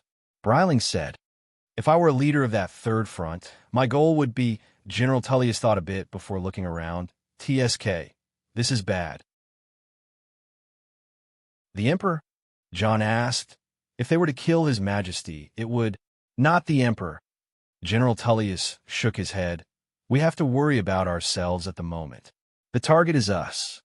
The inside of General Tullius was strangely on point. We're all gathered in one place like putting all the eggs in a single basket. Damn it. John caught on immediately. My lords, my lords. A guard came running towards the throne room as all the figures in there looked towards him. They all felt their hearts sink. Report, soldier. Thane Bryling responded. There's a man, an adventurer. He said that he encountered the dragon not too far from the city. He came running to report. The guard said, Let him in. General Tullius spoke. No, he can be. Bryling wanted to stop the general, but was quick to respond. Trust me, he said, then nodded towards a guard. The guard retreated, and the general looked at everyone present in the room and spoke faintly. I suppose you all feel it, right? He then looked at John. You too? Yes. John nodded. I don't feel anything, Falk Firebeard said. Exactly. John and General Tullius seemed to be agreeing together. We took the silence for granted, and now we got isolated in the palace. John said, We are under attack. In front of the eyes of the people present in the court, a frail-looking man walked in while wearing a large cloak that seemed to have been torn and tattered from various spots. Approach. Thane Bryling called for the man to come up the stairs in order to speak his piece to the lords. 2 stairways were leading up, one left and one right. Both were a replica of the other, so one wouldn't really bother with the choice if he was at an equal distance from both stairs. But that man had to bother because the one on his left was riddled with all sorts of hidden magical traps while the other one was empty. What sort of test is this? If you're onto someone's trick, you don't make it this obvious. The moment this man hesitates, he will be seen through. And he has already taken a moment to think about his next action, so he has been found out. It wasn't easy to infiltrate Solitude, hide away from the strong court mage that is scrying all the hostile actions inside the hold, wait for the targets to get together, and strike. The plan itself was supposed to be put on hold when the Jarl of Solitude was killed by unknown assassins, and not the Dragon Cult, but the Dragon Overlord decided to go on with the plan either way. And here they all are, facing the targets like they were supposed to be, but their disguise was seen through, since only Thane Bryling was the only one to show herself. The man finally dropped the act and took out a small knife. Guards! Bryling spoke and raised her hand. Arrest him! 2 guards, who were supposedly stationed outside the hall, walked in and unsheathed 2 knives similar to the one held by the assassin. In unison, the 3 of them threw their knives with extreme precision towards Bryling's head, throat, and heart. Swoosh, swoosh, swoosh.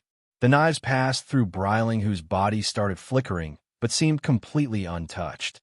Obviously, someone played with illusions.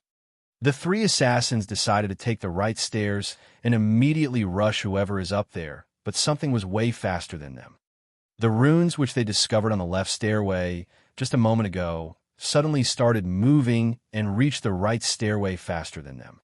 Actually, it wasn't racing them or moving from its place, it was spreading. The runes of the magical script no longer seemed to be trying to hide and filled the walls, halls, and ceilings with an array of circles and colors. Even the ground under the assassin's feet was consumed with runes. It was an array of almost everything, from small novice runes to large expert runes, from powerful destruction runes to harmonious restoration runes. And when the entire fabric of runes was connected together, it started spinning and moving like clockwork. BZZZT flashbang. Right from where no one expected, 3 runes were activated and a bolt of lightning, a flash of light, and a burst of fire struck the 3 assassins, leaving them with holes in their bodies that dropped dead and unmoving. Up above the throne hall, John stood as he held his staff with both hands and put all his focus into his spell. Around him was everyone from Solitude's elite. He just displayed a spell that can only be described as a marvel of magic that no one less than an arch-wizard is capable of casting. The spell was called Belly of the Beast, and it was given that name for a good reason, as it was ready to devour everything in its path. But no one was out of the woods yet. 3 down, 100 more to go.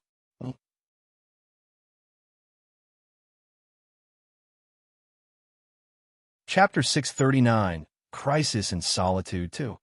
As the ashes of the assassins scattered on the floor, the group walked ahead and saw the destruction that John caused. We needed to capture them alive, General Tullius said. You'll have plenty of opportunities, John replied, and as he finished his words, the sound of broken glass was heard. Help! Killers! Help! A young palace maid came out from a deep hall from within the palace, as she seemed to be scared of something, but just as she stepped near the ground, a bolt of magicka, descended on her head from a ceiling rune and blasted it to oblivion. Thane John, is that? The scene was horrifying since a teenage girl was just shot by John's spell. However, when the girl's body fell on the floor, a knife slid down from her sleeve and a mask flew off her blasted head. A dragon priest mask. John saw the mask and frowned. John didn't notice it, but when he looked at the three assassins earlier, he noticed that they have some sort of dragon priest mask as well. Something's off. The dragon cult has a handful of masks that indicate authority as the priest becomes the ruler at a dragon's behest. If that's the case, then why are there 4 of this precious item in just one place? John had to put those ideas aside for now, as the palace was already swarming with assassins, as the surprise strategies seemed to be a failure. From the northern wing, almost 30 assassins showed up, and the same from the southern wing. And they all rushed in without making a single sound. Defend yourselves. Falk Firebeard put up his shield and axe ahead of him before talking on an assassin, bashing him to the ground, then planting the axe into his skull. Brina Marilis, General Tullius, Thane Bryling, and Legate Rika all carried swords and shields and started fighting back to back against their enemies. John commanded the runes and sent out waves upon waves of flaming magical binds that held on to any random assassin and dragged them away from the allies fighting back to back.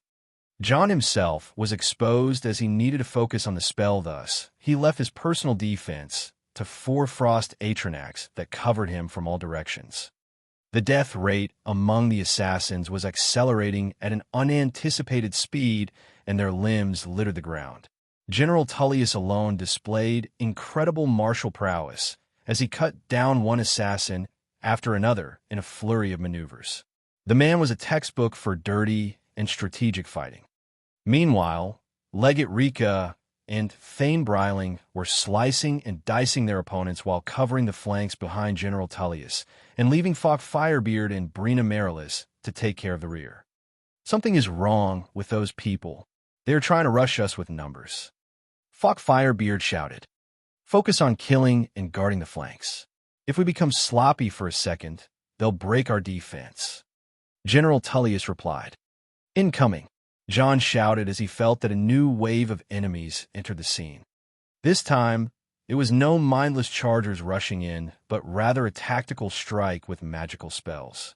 Many masked mages started teleporting in through various rifts and cast lightning binds at everyone present. This spell would cause a chain of electricity to emerge and tie the target to the mage in a very unjust game of tug-of-war. The caster can just pull the target anywhere they want, and the target can only physically resist. Falk Firebeard was caught by his feet, and Brina Marilis got her sword hand disarmed. 3 mages managed to occupy General Tullius, and the rest were struggling to keep up. As for John, half of the mages present were trying to hold him still, but somehow he corrupted their spells and caused it to blow up in their hands. You're trying to go against me with just this? John sneered before vaporizing the skin and flesh of these casters with acidic spells. And before the mages get to dominate the fight, John was already massacring them down one by one with his innovative magic. The moment any of them die, they would drop the masks on their faces and lie down motionless. The cleanup process is surely going to be messy, as so many dead were put down, but John wasn't one to care for his enemies. The last of the mages was cornered by John and General Tullius. The general cleanly shaved off both of the man's legs by a sneak attack, as John rammed the man's head into a wall, causing both the head and the dragon priest mask on it to shatter. Phew! John jolted his hands to shake off the blood and brain matter off it before looking to the people around. Everyone alive. Yet this is so tiring. Falk Firebeard replied. Thane Bryling, just a flesh wound. I'll live. She replied. Good. Let's get to. John wanted to get the people out of here, but he was interrupted by Bryling. Where is Lady Sybil? She asked. John and the rest paused for a bit. I think she went back to her office before the attack. Legate Rika replied. I'll go check on her, John said before turning to General Tullius. Get those people out of here. The general felt clearly offended as John felt like he was giving him an order, but that was an emergency, and the most capable one is clearly John. He just has to wait until things settle down before he can give John an earful. John immediately moved off the throne room towards the hallway leading to Sybil's room, but there, he ran into more assassins that were heading deeper inside the palace. "Hey, boys!" John diverted their attention, and as they turned to him, they all unsheathed their blades with frenzied eyes. "All right, nice and easy one by one, or we can play it fair, the whole lot of you versus the whole lot of me." The first assassin ran at John. John held the man's arm, flung him against the wall, and then shattered his spine with a knee attack. The second jumped to try and stab John in the face, but John received him, rotated around the man, and planted his head to the ground to let the brain jump out as the skull exploded. The third came at John from the back, but John kicked the man with a horse kick that threw him at the fourth and the fifth. The sixth was a large man, so John launched a palm to the man's shoulder, then a punch to his nose, then a finger stab to the chest cavity, then grabbed the man through the ribs, a knee to the abdomen causing the garbled rib cage to deform up before launching a power punch to the heart area that caused the back of the man to deform against where he was hit from the front. Fatality. John advanced as he eliminated all those who came across him in close-quarter combat, since the hallway was tight and it was fun. As he reached Sybil's room, he acted like a gentleman and knocked on the door a few times. "Lady Sybil, this is John Dare. I am afraid we're under attack. Will you come out, please?" No response was heard from Sybil, so he knocked once again. "My lady, I hope you are in decent shape." John then proceeded to open the door, but what he saw in there made him question his sanity and close the door again. "I guess not." The sound of rummaging and fighting came from inside Sybil's room, this time clearer than before, and the voice of Sybil ran through his head. "Help me out. Oh, God."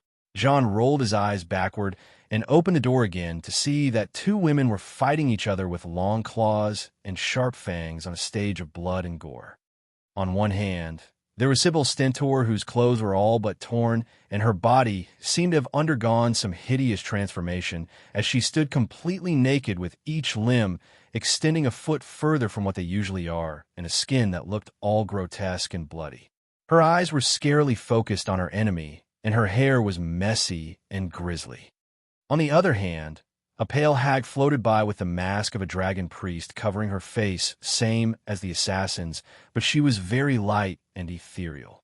The problem with becoming ethereal is that if your clothes are light and you are floating, everything will be easily seen through, and John wasn't a fan of a hag's body type. "Do any of you ladies know what is the opposite of having a boner?" John said, and walked in trying not to look. The hag didn't seem to appreciate John's presence, but she was occupied with Sybil at the moment. He, on the other hand, was fast to notice that in this room there were 4 Draymora churls casting a barrier around Sybil, which was isolating her inside.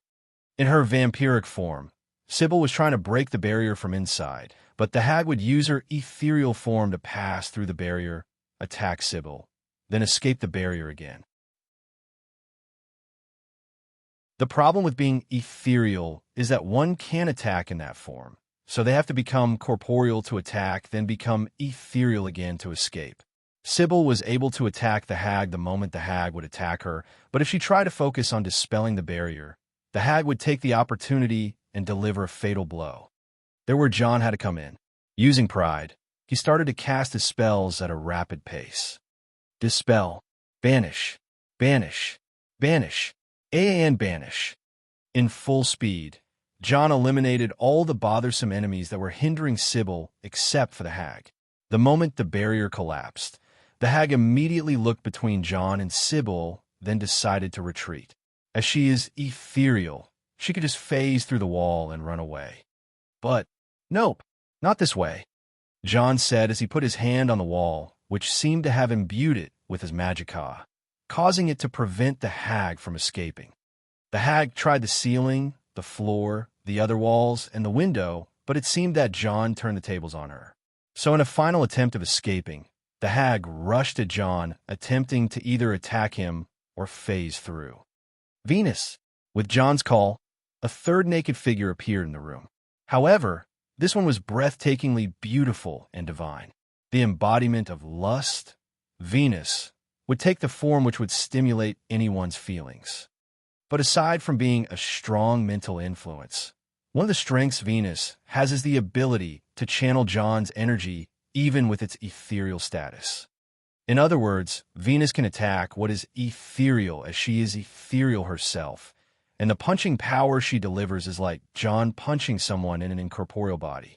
It was safe to say that the hag wasn't going to survive this if not for John keeping lust from going overboard. Just from that blow, the hag was put down unconscious with her mask shattered and her face completely disfigured. Meanwhile, Sybil Stentor kept her frenzied eyes on John, but gradually calmed down and returned to her normal form. With a flick of her fingers, she pulled the sheet of the broken bed nearby, and it fashioned itself into a dress that covered her middle-aged body. "It is called a reverse boner," she said, replying to John's first question. "Goodness, that sounds unhealthy." John shivered in fear. "Your boner's well-being aside. Hey, Solitude is under attack," she said with John refuting her first line. "The dragon cult won't back down now," John said. "They must have targeted you to keep information from reaching the Legion." Sybil immediately walked past John to the hallway as she saw the bodies which John left behind. "Are any of the leaders hurt?" she asked. "They are with Tullius," John replied. "Then we should get some men and defend the docks. The cult's army is coming from there." She revealed the cult's movement to him.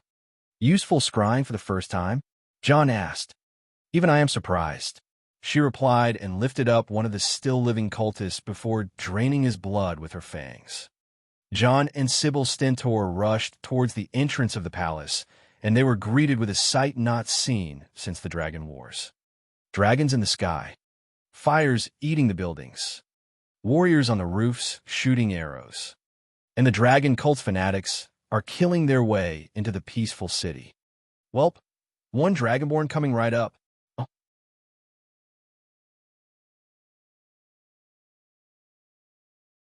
Chapter 640, Crisis in Solitude 3. I have noticed that the comment and vote rate has dropped to a new low despite the fanfiction's all-time popularity as the second most followed book. Despite the effort, I hope you guys consider more voting even though I can't push more chapters as in the past. Some motivation may be just what I need. The dragons attack Solitude for the first time and in a very organized manner compared to what John ever expected. "Didn't you say the attack would come from the dock?"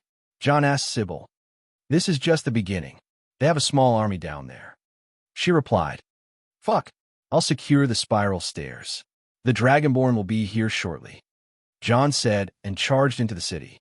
The guards could hold half of the city to the area where the market was, but it seemed that the cultists had rigged the place with magical traps and explosives. John hunted a few cultists on the way, so when he reached the market square, he was anticipated by the cultists holding the line of fire over there. Thane Bryling. John met with Thane Bryling, who was leading the defense over that area. "Can you deal with that magic?" she asked. "I can, but you need to leave the men and evacuate the people to the castle," John said. "The other guards can," she said as she was eager to fight. "No, it has to be you," John insisted and turned to the guards captain. "All this, make sure to keep up." "Yes, Thane John." John immediately headed out of cover with a big ward being cast by his left hand that withstood all the magical attacks shot at him. With his right, he fried at the cultists with bolts of fire and lightning that devastated their lines. Behind him, the guards rushed out and cleaned up the remaining resistance. John led the rush towards the city gate until he ran into the Imperial guards holding the walls. "General Tullius," John called. "Thane John, you better tell me the Dragonborn is here," the general shouted back. "The Dragonborn comes in a minute or so." "Good. Those dragons aren't attacking anyone on the ground, but those on the walls, they snatch them easily. We need to hold on to the skirmish against the cultists down there, or else the wall may be breached. Just get your men from the nearby posts here and hold the gates," John said. Also, Sybil said that the main cult's force is landing by the dockyard. "I think it is already under their control. This is a goddamn siege." We're barely able to hold the gate. The general turned furious. I'll hold the spiral stairs leading to the dock, and we'll try to bring some of my people to the situation here. John said. Godspeed, Thane John. General Tullius replied. The political rivals from a minute ago are now holding the line together against a mutual enemy. John's plan may have diverged too far from its original course with the dragon cult involving itself, but this situation solves many more problems all at the same time. He was always worried about why the dragons were laying low after the last open clash with the dragon cult, but it seemed that they were focusing their attention on reigniting the war. Somehow, and despite all, it is a relief they were doing just that. Either way, John had to focus on the siege battle and make sure things wouldn't get messed up. For that, he needed his chief strategist to be present in this place. He immediately found a quiet place and took out an enchanted light tablet from his storage cube. By using some of the spells stored on it, he managed to contact Alina. Back in Winterhold's Sarthal, Alina was watching the city through the clear glass from the top of the Dare Tower as she submerged herself lazily in a hot tub. She had a wine glass in her hand and was moaning slowly and breathing heavily as she touched her bare and bountiful chest. She sensed John's signal and immediately projected it on the glass window with her staff.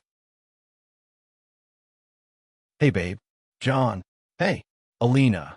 What are you doing in there? It looks sexy. Just relaxing while you're away, babe.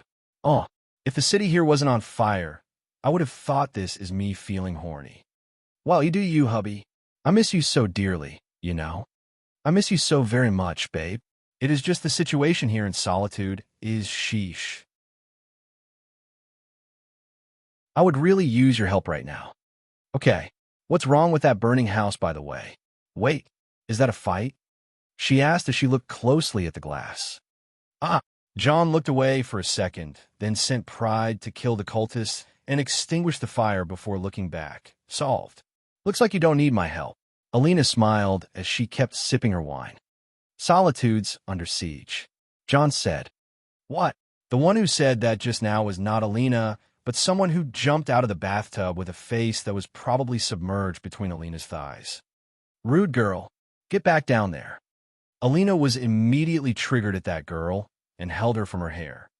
Oh, hey, how are you fitting in the tower, Vittoria? John greeted the latest resident in his house, Vittoria Vici. I'm fine. Vittoria got her hair free from Alina's hands. Just what is happening in Solitude? The Stormcloaks are attacking? Nope, the dragon cult is. It seems your bloody wedding attracted all sorts of weirdos. John replied. So, how is the situation? Alina managed to get a grip on Vittoria's nape and drag her back next to her. The two naked and beautiful women formed an image of extreme seduction, which John resisted with a deep breath. The cult attacked with assassin and disturbed the surveillance of Sybil Stentor. After that, 3 dragons appeared, and alongside the cultists, they started terrorizing the city with chaotic attacks to diverge the attention of the defenders as their main war band enters from the dock's spiral stairs. John said, All right, Alina thought for a second. Get the people to safety. Working on it. Don't let them all gather in one place. Use the castle, the temple, the palace, and the taverns as refugee centers. The dragons are too proud to attack separate targets of small groups for too long. If you gather all the people in one place, they will get annihilated. Shit, gotta hurry then. What you need to worry about is the secret phase of their plan. They made both their attack forces obvious. They should be doing something more sinister if they're acting so brazenly. In any case, no army can fully take control of Solitude before the Imperial Legion retreating through the Dragon Bridge front and destroying them. So, use a variable they didn't account for, throw a wrench in their plans, crush their illusions, and make their true intentions come to the surface. Can you hunt the cult's warband by yourself? If I attack them, they'll run everywhere and it will be tiresome. Also, the dragons would notice me. I need the Dare Corps on this one. John said, They're a few hundred miles away. Make your own Dare Corps. Alina said, I can't just wait. Necromancy? Inside a city during a defense battle? John said as his voice went down. What? You don't dare? Alina asked with a smirk on her face. Woman, John stopped smiling.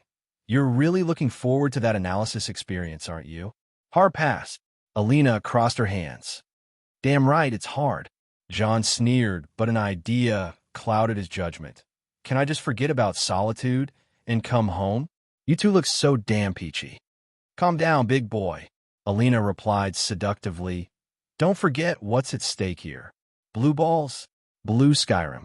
Alina said, if the dragon cult is reigniting the civil war by weakening one side, they're surely strengthening the other side. Tis, I'll send some people to investigate the Stormcloak army.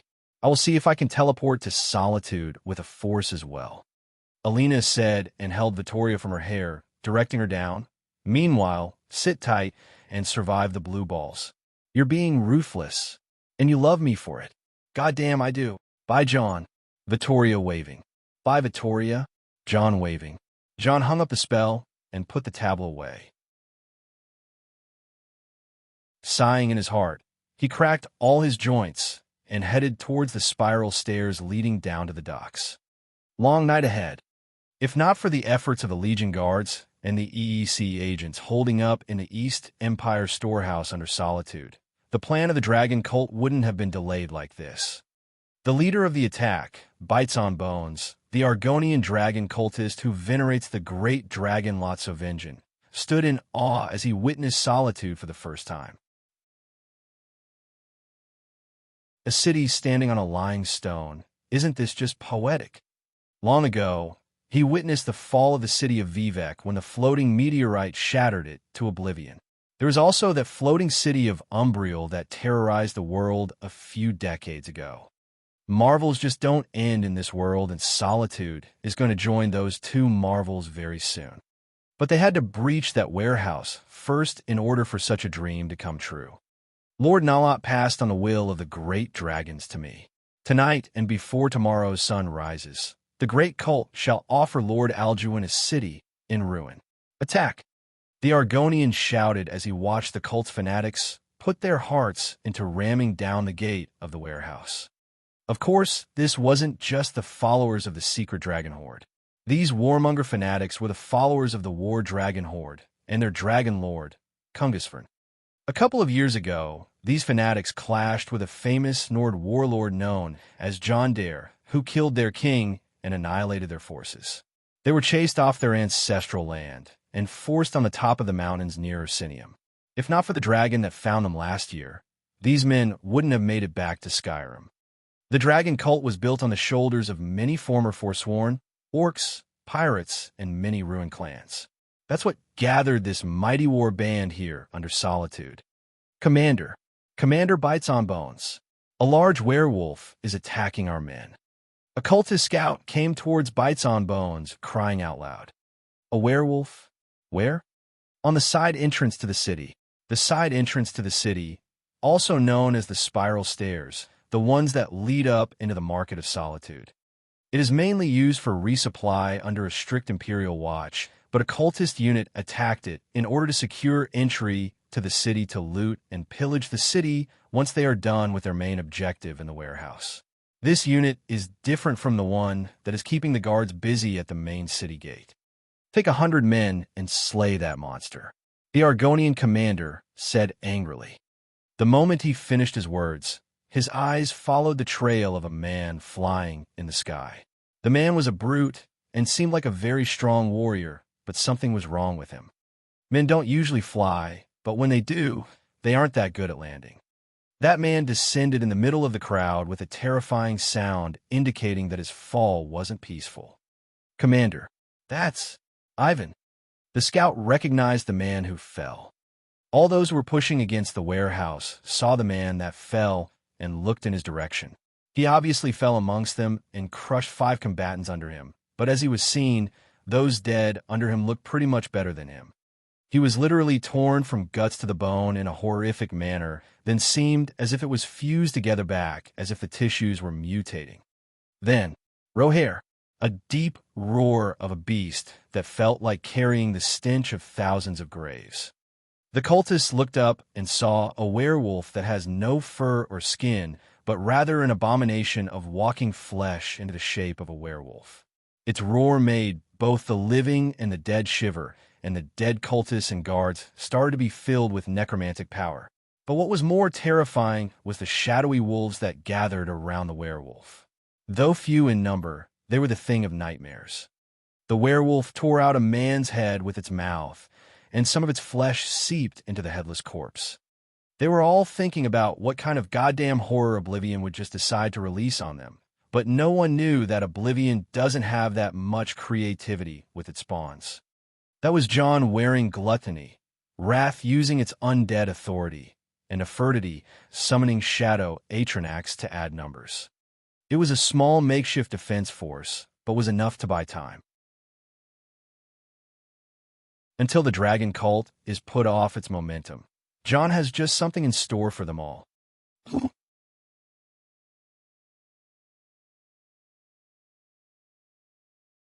Chapter 641, Crisis and Solitude 4. By the next day, most of Skyrim's holds got wind of what happened in Solitude last night. Jarl Ulfric Stormcloak saw his chance and prepared his men. Jarl Balgruuf the Greater knew that there was no leeway out of this coming battle.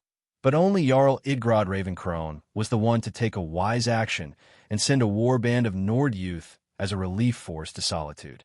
Last night was when death played its orchestra over the unfortunate city. The official story was that the dragon cult attacked Solitude, but no one wanted to believe that quite easily.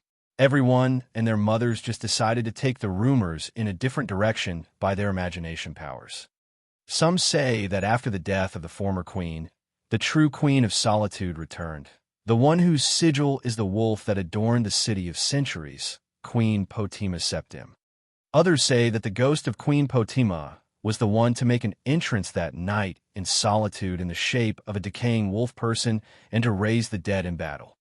Others said that the powerful ghost of the Wolf Queen appeared in the final battle and helped the defenders. Others say it is a conspiracy by some powerful wizard to trick the world and make the dragon cult fear attacking Solitude. But no one listens to those conspiracy theory people anyway. Still, what happened in Solitude yesterday was far from any rumor or conspiracy theory. It was a bloody battle of heroes and villains. The hearts beat like drums as the werewolf stood tall, within dozens of arrows and spears sticking out from every direction of its body. The undead ran out a long time ago, and the shadow wolf stopped rising. The battle was tiresome, and the enemies were almost endless. All right, that's it for tonight. John was done fighting and needed some rest, so he ordered Nefertiti to create a screen of darkness around him as he retreated towards the EC warehouse. He did so stealthily and to enter it without opening the door. He teleported inside by sensing a space where he can fit in. The place inside is filled with the people and the guards who fortified it. They seem to have blocked the gate with a wall of crates to prevent the cultists from breaking in. They also had supplies and blankets, but had too many injured people. This made John quietly fork out some of his potions and leave them in a crate they can easily discover. He didn't reveal himself the whole time he was in there, so that he can look for whatever the cult was after quietly. After casting a dozen detection spells, John discovered nothing of value to the cult. It was just some mundane imports and exports and cheap magic items.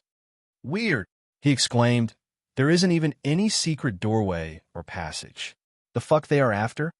He may have delayed their plans for an hour, but the cultists seemed persistent to get it. In order to prevent that, John cast a large protection rune on the warehouse gate and teleported out. There is something he doesn't know, and it is bothering him to no end. He tried to think left and right as he watched the cult's action from afar and still figured nothing out. The problem here is that he can't interrogate the cultists. The assassin ones who are wearing dragon priest masks are almost brain dead. No matter how many times he tries to torture them or interrogate them, they just seem to feel no pain. On the other hand, the warrior fanatics of the cult would rather die than utter a word to him. They can go as far as biting their own tongues if John was ever to capture them. John needed to take a breather and give this situation a thought. I don't get it. Alina said they have a hidden agenda. The dragon cult needs to kill more Nords to send their souls to Sovngarde and feed Alduin. That's how things should be. If the cult wants to kill as many Nords in solitude as much as possible, then how do I kill as many people as possible in solid? John had to stop thinking at this moment. It wasn't because he was interrupted, but because he had come to an idea, and quite frankly, it terrified him. This is not just going to kill everyone in solitude. This may kill every living thing in Halfingar and the surrounding holds. Fuck foo foo foo foo foo foo foo fuck. John could stand still no more and immediately teleported himself somewhere above solitude. Shit, this can't be happening. Please tell me it is not happening. Just don't. As there were dragons in the sky, John flew off completely undetected and headed far and deep towards the Blue Palace. He then took a nosedive down the city and off its rock to the other bank of the Karth River. Not here, not here. He looked left and right looking for a sign, but there was nothing. He almost felt at ease as his worst fear seemed to be off point, but as he flew under the city and above the river from the thinnest point of the rock carrying solitude, he found the thing he feared. Solitude is a city built on a high arc-like rock where the Karth River passes beneath to the Sea of Ghosts. The city always has that daring feeling to it, since it was built so high on such a risky place which earned it its name, Solitude. A city on such a magnificent rock. But this daring idea is the thing that gave the dragon cult the sinister plan of taking down an entire city. And by taking it down, it meant literally bringing the city down. Many magic scripts covered the bottom of the rock that carried the city, and just from its appearance, John figured out it was meant to shatter the rocks. Dispel. John immediately aimed his staff and started taking down the runes. He noticed that many soul gems were installed between the rocks to give power to the spells, so he started aiming for Tish. But he felt the world around him move against his will at an incredible speed. Before he knew it, he was inside the mouth of a dragon that snuck up on him and attacked out of nowhere. Ark! The dragon pressed with its fangs against John's chest, causing him excruciating pain, but he gathered his strength in his left arm, summoned his staff, and aimed it at the dragon's snot. Highly concentrated fart explosion, a spell used by the students of the College of Winterhold to prank each other. Not in any time or space would one use it against a dragon of all the mighty beings in the world, but it was so effective that John was not only released away, but tossed as far as the dragon could swing his neck. Zorkbon Mun. The dragon couldn't help but curse the human, calling him hateful. While John was released and fell towards the river mouth, he immediately activated a teleport spell and returned back again under Solitude to dispel the remainder of the spells. The dragon wasn't really willing to give up either and returned toward John, but rather than coming quietly like before, he came with a flaming breath seeking to cook the human before devouring him. The dragon closed on John at an incredible speed. The fire devoured the floating human and consumed him in no time before the dragon's maw came in and swallowed the charred man. But Zorkbon, the dragon shouted from rage as it seemed that he was fooled by another trick where John left the fart spell inside an illusion. Fool you once, shame on me. Fool you twice, shame on you. John seemed to have been hiding all the way up and used this chance to attack the dragon from the back. But just a second ago, he left Greed and Nefertiti in charge of dealing with the soul gems and the exploding runes as he had to deal with the dragon. The dragon that John was facing was a green dragon with yellow serpentine eyes. Somehow, it felt venomous and savage. Sting Dragon. John pointed at the dragon that landed on a large boulder in the middle of the river before starting to write it down on his note. A what? The dragon wasn't sure what he heard. Well, a nasty dragon, such as yourself, is definitely a sting dragon. The smell gives it away. John mocked. Jor. High-low stylin'. The dragon said one of the generic dragon lines telling the mortal that he's done for. Here it comes. John put each hand on the opposite shoulder, and with a straight posture, he jumped down towards the river and took a dive in the water. The dragon which chased John in the sky descended towards the water, but seemed to be aware that John is preparing a trap. The water is not that cold, you know. However, he could still hear John's voice provoking him somehow. But even when he tried to ignore it, John found the dragon's trigger right away. Pussy. In a fit of rage, the dragon took a dive after John, and the river became quiet for a full minute before. Splash. The dragon got out of the river and tried to spread his wings to fly up, but his tail seemed stuck, and he failed to make flight before getting pulled back into the river again. 10 seconds passed before the dragon made a more violent second attempt to leave the river, but it wasn't any more successful than the one before. After that, the river started to stir and swirl violently as many echoes came from its bed and tremors started to be felt in the ground. A few moments passed this way, and many members of the dragon cult that were laying siege to the city came to check on the dragon who was fighting an enemy. After a minute, a golden bright light came from the river bed and the noises died down. As the night was cold and the river was half frozen, no one dared to investigate any deeper into the river and waited for it all to be concluded. And just like that, a man came from the river walking to its bank with his aura covering him like flames and drying all the water on him, which caused steam to rise. On the man's arms was another man who was carried like a princess, and many were familiar with him as the red-haired maniac, John Dare. Oh, Dragonborn, I owe you yet again. The Dragonborn put John Dare, who seemed to have been in a predicament, on the ground. No worries, Brother John. There's nothing such as debts between us. The Dragonborn replied. The two men looked at each other with sparkly and warm eyes, which caused all those seeing them to shudder in and out. Meanwhile, the two men had a different conversation as they grit their teeth. Mirren, you bastard. Stop making me look bad, John said as he was covering his mouth by fixing his Dragonborn helm. You teleported me in a frozen river, you bastard. You think I'll leave your fucking image be? Mirren replied as he was disguising as John. If Wolfer was available, he wouldn't have complained like you. You think I care? You Nords are animals in this cold. People can actually die freezing, you know? Bah, bunch of milk drinkers. John decided to quit squabbling with Mirren and passed him a sword. I don't know why, but I can't seem to summon anyone from Winterhold here in Solitude. The dragons must have made a disturbance to isolate the two cities from linking to each other through teleportation. John said, and I'm the only bastard who was out of town. Mirren received the sword from John.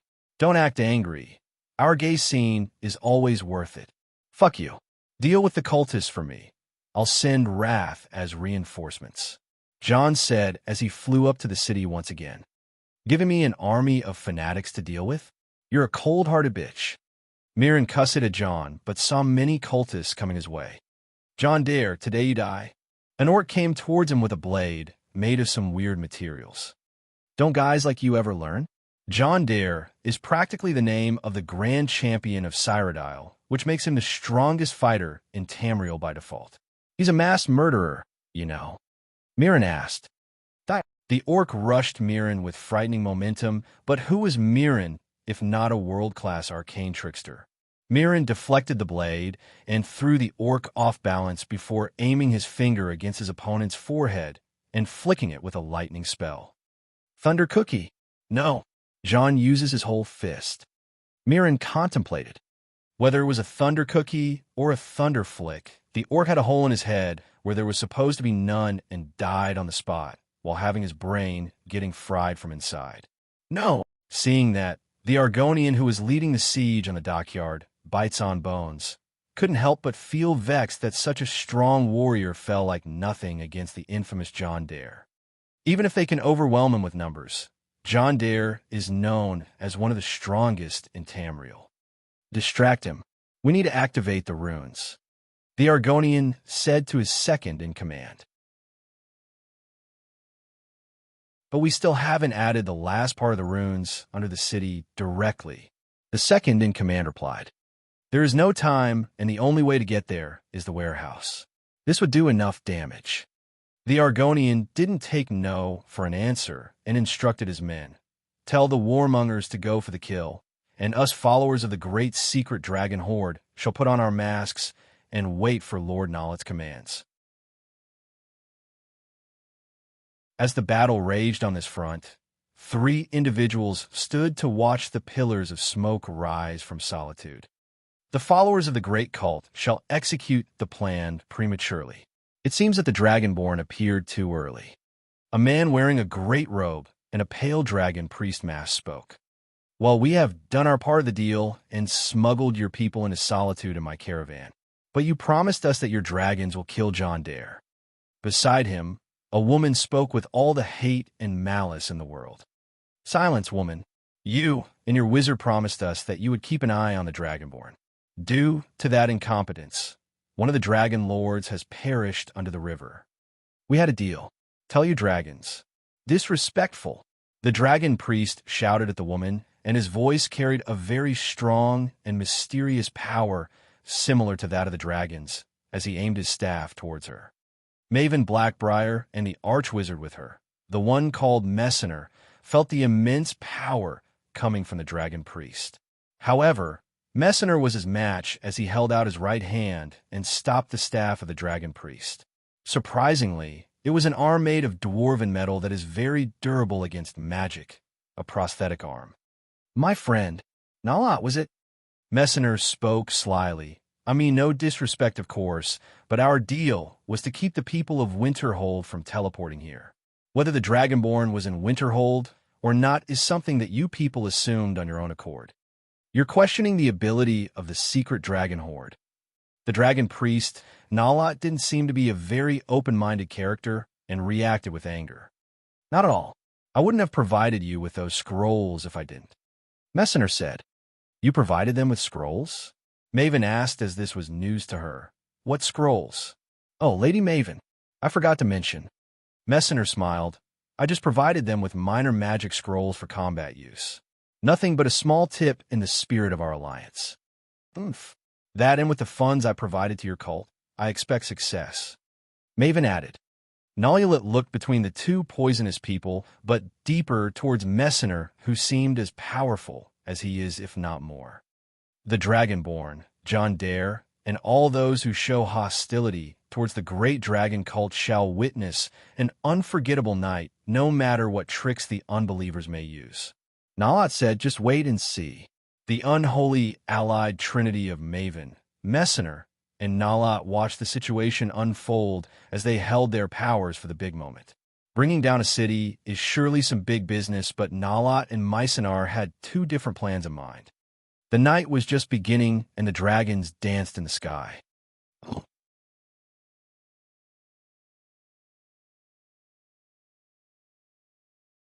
Chapter 642, Crisis in Solitude 5. The Dragonborn was a serious threat to all dragons. Even without the support of John Dare, he proved to be very powerful. The moment he joined the battle on Solitude, he displayed nothing but pure martial prowess. First, he used a bow and chased off a dragon that was attacking the Bard's College. He then kept hunting the remaining cultists in the city to wipe them off completely in less than 3 minutes. Stealth archer build, still too OP. Without hesitation, the Dragonborn moved to the front gate of Solitude and joined the skirmish from the top of the walls. The dragon cult forces seemed to have taken control of the passage to the city gate from outside and were volleying their arrows into the city, which locked the Imperial Legion's movement and made them focus on the cultists outside. Eventually, John used archery instead of directly casting magic to devastate the cultists on that front. He would print a rune on every arrow he held before letting it loose to explode and kill half a dozen cultists with every shot. The last that was seen from a dragon cult was them running back to the mountains. Even the 2 dragons retreated to the high peaks to the west, but their roars were still echoing in the skies. The defenders couldn't even cheer or celebrate the retreat of the cultists, as the result was clear. The losses suffered among the Legion soldiers, the guards, and the civilians were already over 2,000 dead and 5,000 more injured.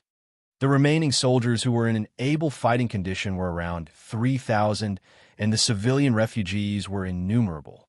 On top of that, the sound of the dragons roaring over the mountains meant that they are still nearby, and they are merely regrouping. Reporting, a Legion soldier came running towards General Tullius. Lord John Dare is still fighting the cultists beneath the city, sir. He is greatly outnumbered. Take 400 men and rush to his aid with Legate Rika. The general replied. No need. It was then when the main character of the scene appeared, John himself, or rather John who is disgusted as the Dragonborn. Excuse me. The general turned to the Dragonborn with a frown. He is retreating to the city right now. The Dragonborn replied. All right. The general nodded. I must thank you greatly, Dragonborn. We are in your debt, but we're not out of the woods yet. These monsters are bound to come again. We need to reorganize. How far is the main legion? The Dragonborn asked. Less than 6 hours. Legate Rika replied. The Dare fleet will arrive in 6 hours. The Dragonborn said. The sun is already rising. This will be at the time of noon when they get here. General Tullius estimated. General Tullius. At that time, a man came in from the sky. Thane John. The general replied as he saw the levitating magician land, but he ignored the levitation part even though it was a felony. That John was of course Mirren, who disguised himself as the actual John using lust. I can't open portals to Winterhold from here, so the Dragonborn is all I could bring. John, Mirren said. He is enough so far. The general replied. However, there's an urgent matter we need to discuss first. The Dragonborn said and looked at John, Mirren. We discovered that the dragon cult has lined up many runes and soul gems under the rock which Solitude stands on. John, Mirren, continues. We believe its purpose is to cause fractures in the city's foundation, and the Dragonborn continued, but General Tullius interrupted. I'll stop you right there. The general said, Truth be told, when I was assigned to Solitude for the first time, I was fearful of a city hanging on a rock myself. I couldn't bring myself to live in such a place, but when I looked at the historical records of the Legion, Solitude was described as unshakable even against catapults and magic. The general clarified. Well, that's better than we thought. John, Mirren, was taken aback. The Dragonborn thought for a second before looking around, but what if the rock was fractured enough for something big to hit it? Both General Tullius and John, Mirren, looked at John with strange eyes. Something as big as a city? The general asked. Well, the dragons are cunning and won't take such a step without a reason. The Dragonborn said they added some under the city and some under the Blue Palace. Still, they wanted to break into the East Empire Company's storehouse and plant their spells on it too. Maybe multiple dragons, no? Legate Rika said, but the three men looked at her and dismissed the idea. This is not misogyny or anything because you suggested it. I respect women in uniform and all, but that's not what a dragon would do. John, Mirren, replied awkwardly. Totally. Not at all. The Dragonborn joined the awkwardness. Bro, this is the scene where the woman turns out to be right, and we men start looking like bigots cause we doubted her. John, Mirren, took the Dragonborn aside. Bro, this is you and me in the same scene. We're extra liberals. It won't go that far. The Dragonborn said. But bro, think about it. Women are always right on Netflix. John, Mirren said. I know I shouldn't have let you see that. The Dragonborn said. But still, if the dragons wanted to do something themselves, their shouts would have been enough. Why resort to normal magical means? Legate Rika asked. Is it me, or is this woman too smart for us? John, Mirren asked. Shush, bro, enough misogyny. The Dragonborn said, then looked at Legate Rika. I think you are right. The cult is either planning this on their own, as they aren't planning to involve the dragons, or a third party is joining the fight. Legate Rika flicked her fingers. The four people present on the wall looked at each other with concerned faces. All right, Lord John should make sure to remove those exploding runes and analyze them. The Dragonborn suggested. John, Mirren, seemed distracted for a second before realizing that the actual John was talking to him. Yo, yes, I'll do that. Archwizard John Dare to the rescue as always. John, Mirren, took his leave and left the wall flying fast into the city. All right, I will go and take a look at. As the Dragonborn was about to say something, he heard Nefertiti's voice in his head. Hillman, The magic is starting. Shit. John couldn't maintain his cool and looked towards Mirren, who was halfway through the city, before shouting, "Wait!" Mirren heard John and stopped immediately, but he felt the land shiver under his feet. John immediately jumped off the wall to the nearest roof and prepared a blink spell midway to reach Mirren. Rumble. Everyone in the city started to feel the shock as if an earthquake was occurring, and their panic reached a new level. Meanwhile, John reached Mirren, and the two of them put their power together to reinforce and cast an alteration spell on everything around them to keep it intact. "Some buildings may fall," Mirren said. "Hold on tight. Try to take the shock away." John shouted. "Easy for you to say." Mirren held on to the spell as much as he could and tried to absorb all the tremors he could, but he failed midway and his spell broke. R. Rumble. Star. Hold on. John tried the best he could as well and channeled as many tremors as he could with his staff, but the output of the explosions exceeded the input John could dish out, and he was blown away as well. From there, the chain reaction of the runes laid around the Rock of Solitude started to hasten up the process, and the real scale of the spell was shown. John may have not discovered it before, but these runes were even laid down on some parts of the city. "Who the fuck cast such a spell?" Mirren roared in anger. "Someone powerful. An arch-wizard." John replied, with his head running out of solutions for this situation. "John, look." But Mirren looked somewhere where John wasn't looking. "What the F?" John barely turned his head, and his brain went completely blank. Not far from him was the famous Windmill of Solitude, the tower that stands as high as Castle Dower and is accessible to it through an arch bridge. Under that windmill is the spiral stairway leading to the dock. On that windmill, white fractures of arcane energy started to run through its walls all the way up. Crack crush. The fractures started to widen, and the great Windmill of Solitude staggered, lost parts of its outer wall, then lost an entire section as it was blown to smithereens, before systematically falling outside the city, down towards the docks. John felt a shadow coming from above, and as he looked up, the bridge that was connecting the castle and the windmill was falling towards his head. Not this again.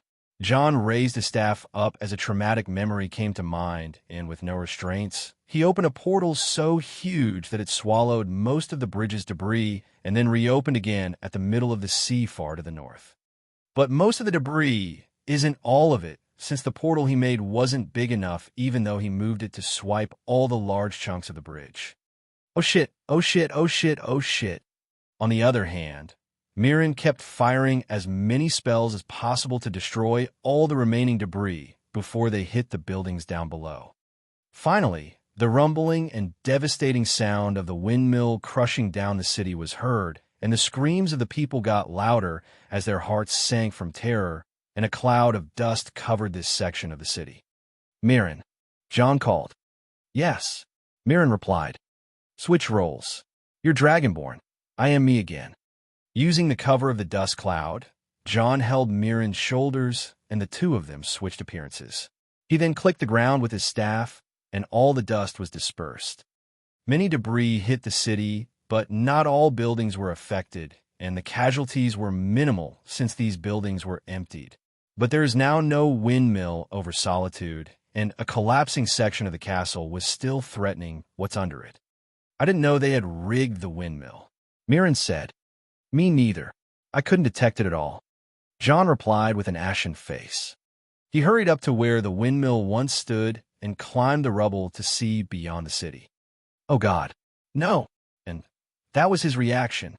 His words caused Mirren to hurry up to him and look down to see that most of Solitude's dockyard that was right beneath the windmill when it fell, and it became no more. The Legion soldiers, the guards, Captain Aldous, Legate Rika, Thane Bryling, and General Tullius all rallied from around the city to the collapse site, only to see that the ancient windmill is now gone, and both John Dare and the Dragonborn are standing over there looking down. The soldiers who were at the scene first cleared the road to General Tullius and Thane Bryling, who walked on top of the rubble to see. "What in oblivion has happened here?" Bryling asked. Look for yourselves. John pointed at the collapsed windmill and the devastated dockyard. The sun rose and shed its light on Solitude, but no one could shake off the coldness of the scenery down at the river when all turned to ruin. They destroyed the dock, and half of the river is now blocked. Legate Rika spoke in worried eyes. The Legion supplies may be solved through other ways, but the city's economy will be. She shied off, saying the last word. Devastated. That's the word on everyone's mind. Solitude is a coastal stronghold rather than a city on a main traveling road. Most of the travelers come here via ship and rarely by traveling through the harsh mountain roads. They weren't planning on dropping down the city, John. The Dragonborn, Mirren, said they were planning on dropping down the economy of the city. Initially, the explosive runes were meant to destroy chunks of the Rock of Solitude in order to make it impossible to pass through the river. John blamed himself for not figuring that part out when the cultists were attacking the East Empire Trading Company storehouse. He assumed that they wanted to destroy the city's foundation, which the storehouse is under, but it seemed that his mind had wandered too far. But we can still rebuild it easily. The general said, the Fey half of the river is still intact. We can rebuild a temporary pier and put a floating bridge to this side. Legate Rika continued for him. This was true, but with the current state of things, the reconstruction effort will take at least half a month, which the Stormcloak may use to sweep off the lands before Solitude can be prepared again. Both the general and the legate seemed to be trying to cheer themselves, but a dragon's roar made their hearts sink. A shadow of a dragon passed above all of them as one of the enormous beasts took to the skies and looked down at them. Motada Zei Jor, Zuyu Losindon. Tremble before me, mortals. I am your doom. The dragon's tongue shook the skies as it took a curve in its flight and flew down towards the city at a terrifying speed. It is going to ram the city. The general shouted. It wants to block the open part of the river. With me. John held the Dragonborn, Mirren, and ran on the city's edge before jumping off the wall together to intercept the dragon before it arrived. You mad? Sure. The two young men stopped midair. Mirren tried to aim for the eyes of the dragon, while John prepared for a big spell. This is called. A large quantity of arcane energy wrapped itself around John's staff as the dragon approached with all its momentum like an unstoppable train, and Wywell Torshul. Faz Aus Ag. Roar. Crash. All sorts of loud chaos happened in an instant. Two shouts, a powerful spell, a dragon's roar, and a crash. The dragon was lying in the river and squirming as if it was possessed by something. Its fire breath shout was blocked by John's spell, and both John Dare and the Dragonborn were floating up again. The people had to run to the other side of the city to see this scene, as the dragon was just screaming rather than roaring by this point. The shout Faz Aus Ag meant pain, suffer, burn, a spell of pure malice discovered and recreated by John from an ancient record. The dragon was being occupied by the torture shout since John knew it would be impossible to immobilize the dragon by any other means. Mortal, I'll get you for this. John wanted to hurry and slay that dragon before the shout's effect ended, but another shout echoed. Would not KSD. Another dragon appeared at a frightening speed, and before anyone could react, he lashed his tail at John and Mirren, sending them off at an unimaginable speed. The dragon didn't stop there and immediately rushed towards the Rock of Solitude to wreak havoc and block the rest of the river. Shit, get the battle mages here, General Tullius shouted. Archers, battle stations. Thane Bryling led the guards. The second round was over. Now, the sun was rising to the sky, and the third and final round had begun.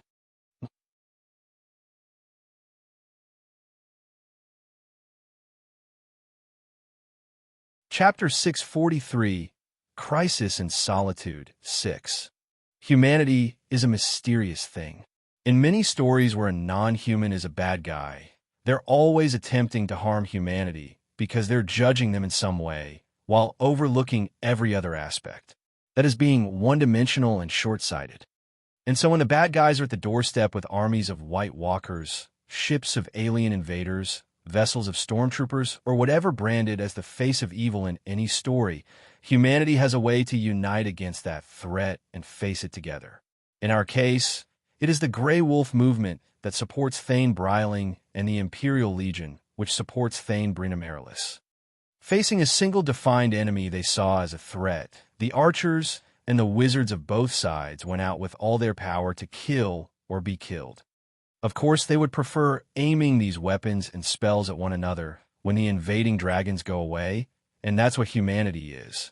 They look for what is different among them and show resentment to it until they get rid of it.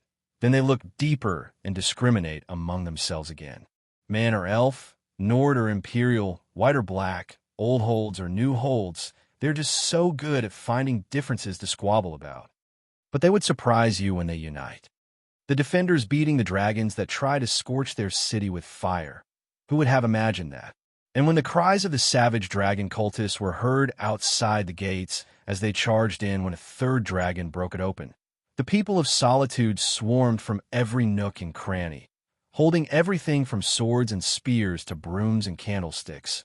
Even the women and children threw rocks and boiled cooking oil from above the buildings at the vile madmen. 3 dragons took to the sky, and the city was fighting without breaking. No Dragonborn or John Dare was protecting them. They were doing fine on their own. But the heroes of this event can't be off stage for too long. Previously, John and Mirren, who were disguised as the Dragonborn, were attacked by a rushing dragon and got hit by his tail to instantly fly like tennis balls. Mid their flight, John managed to get hold of Mirren, and right before they hit the ground, John opened a portal and evaded the crash. The portal opened in the sky way above Solitude, where the dragons weren't focusing. John and Mirren saw the situation and nodded to each other. Their clothes flattered as they controlled their fall with their magic and headed down with their weapons in hand. Down there, a dragon arched back his neck as he stopped mid-flight, and its mouth was radiating with raging flames that were ready to consume the Nord defenders who were cornered in the market. The Dragonborn, Mirren, was the first to arrive, and with his sword, he penetrated the wings of the dragon and used the force of his fall to cut open the wing vertically. The dragon roared with his flames up to the sky, as the pain was torturous to him. Yet in the reflection of his eyes was the knee of John Dare, who attacked the dragon's face with the force of his fall as well. The dragon breath, which was aimed up to the sky, was directed by John's action to the members of the dragon cult, who rushed through the open city gate from the main avenue. Overkill, John shouted with joy, but the next moment, the dragon that just broke the gate rushed towards his fallen comrade dragon with a powerful gust of wind and held him from his shoulders before carrying him up and tossing him off the city into the river away from the Dragonborn. Cunning bastard, John cursed. John held a large piece of debris and used his chaos tattoos to generate enough physical power, then launched it at the flying dragon, hit him on the head, and caused him to retreat in panic.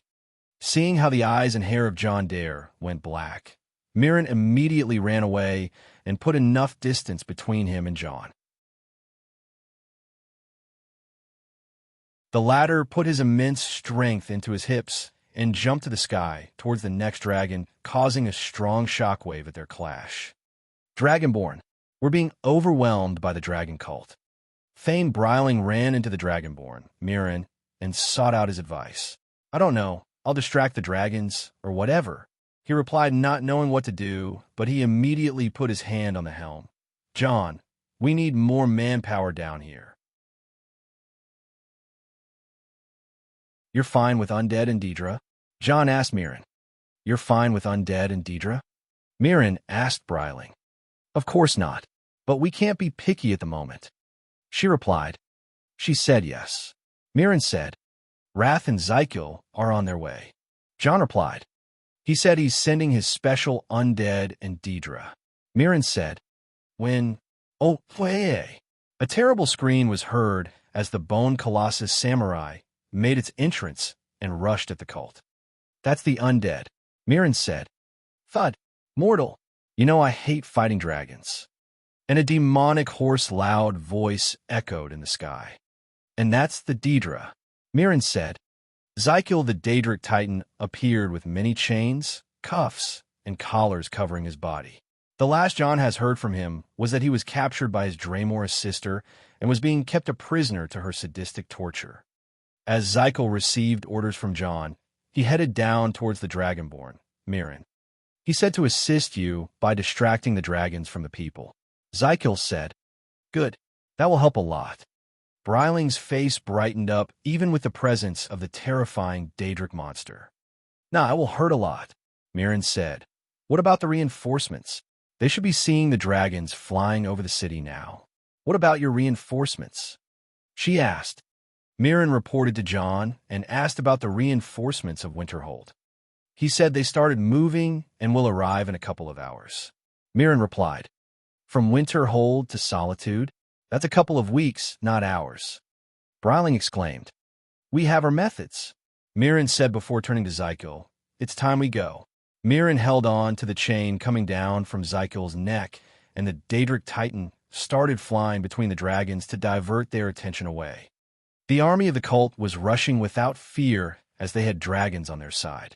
The defenders fought like cornered rats and spared no effort to kill their enemies. The dragons relentlessly tried to shake off John, Mirren, Zykel, and the battle mages on the ground, or just killing each other harmoniously. Death was looming under this beautiful morning sky, and blood painted the streets of Solitude red. Watching that sight from a far enough distance were Maven Blackbriar, Archwizard Messenger, and Dragon Priest Nalat. "Here he is," Maven spoke. "I see him." Messenger nodded. "And I see the Dragonborn," Nalat said. "Gentlemen, I think you all know what to do."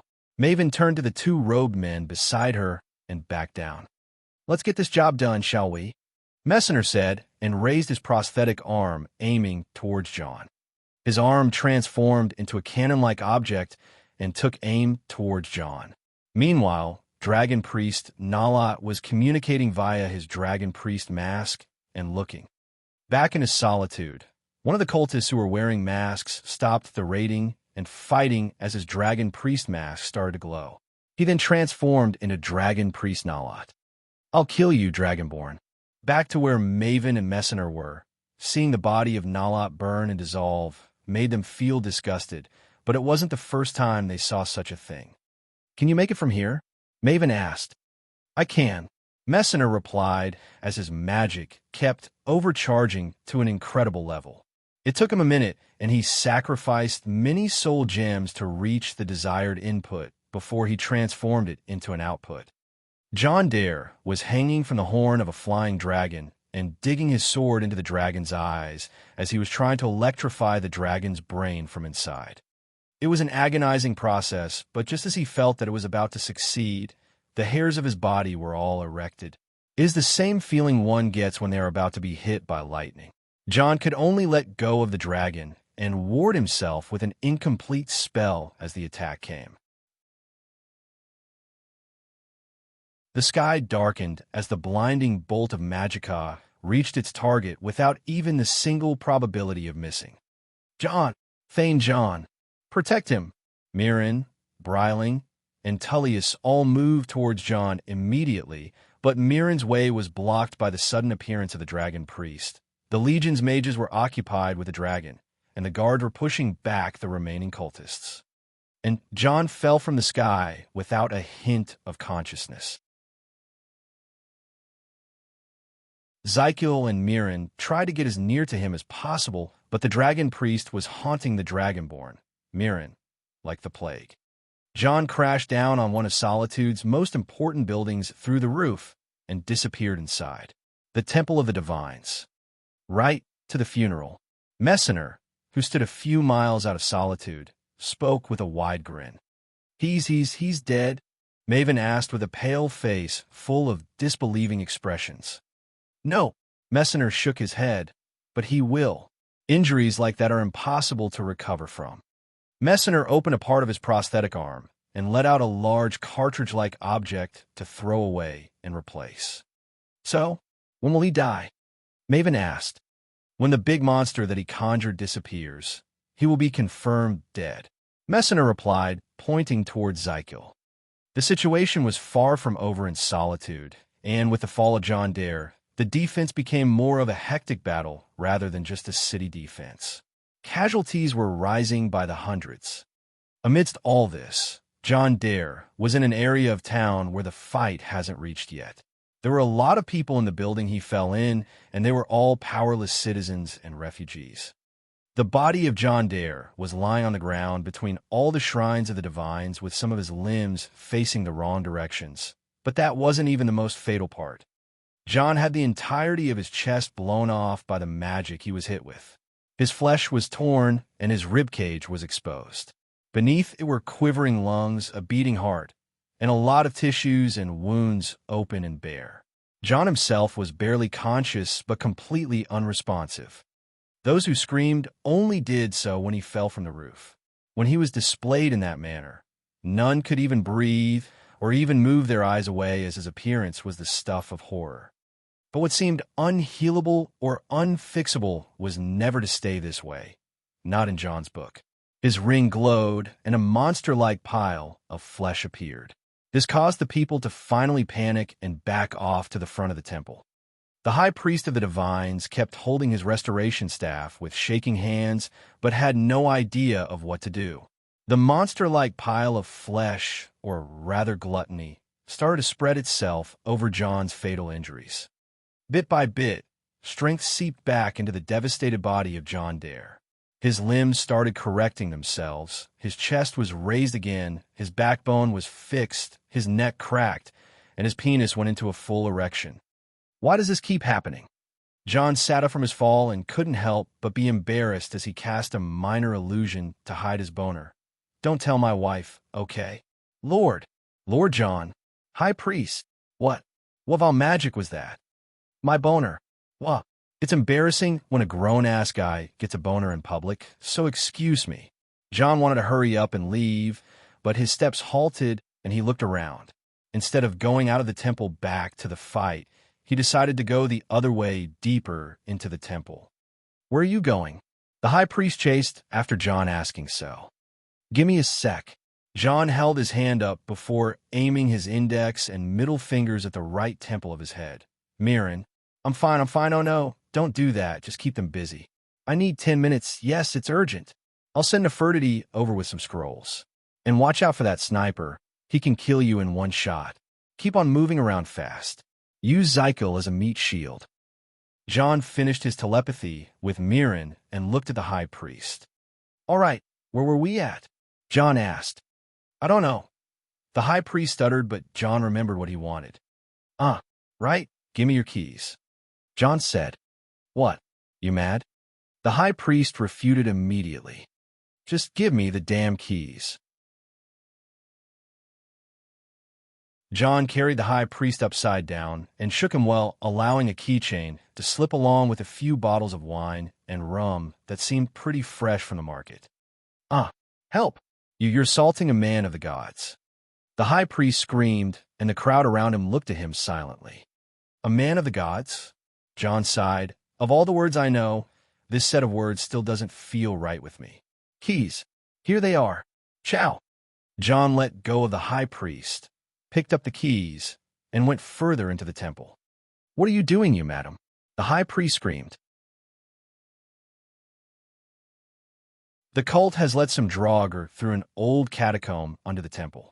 They can break in here, so I'll deal with them. No need to thank me. John's voice came from the basement as he stormed the place without care. His head was busy. He was attacked from a few miles away by a buffed-up magic missile. The level is that of an archwizard for sure, and the archwizard he ran into the past few days was that Messenger guy. Of course, it can be any other unknown archwizard, such as a dragon priest or something, but even the dragons can't produce a dragon priest this fast. Maven, you keep forcing me to hasten up my plan, and to think you would try to attack me during a fight with a dragon. You've become too annoying to keep alive. John held the keychain and tried to open the temple's basement before figuring out that there are more than 20 keys in the keychain. Fuck, crush ding. He simply punched the gate open and threw the keychain away before arriving at the storage room of the temple. Just by using the simplest detection spell, he found a wall that was sealing a passage behind it and punched it down. "Oh well, Potima, here I come."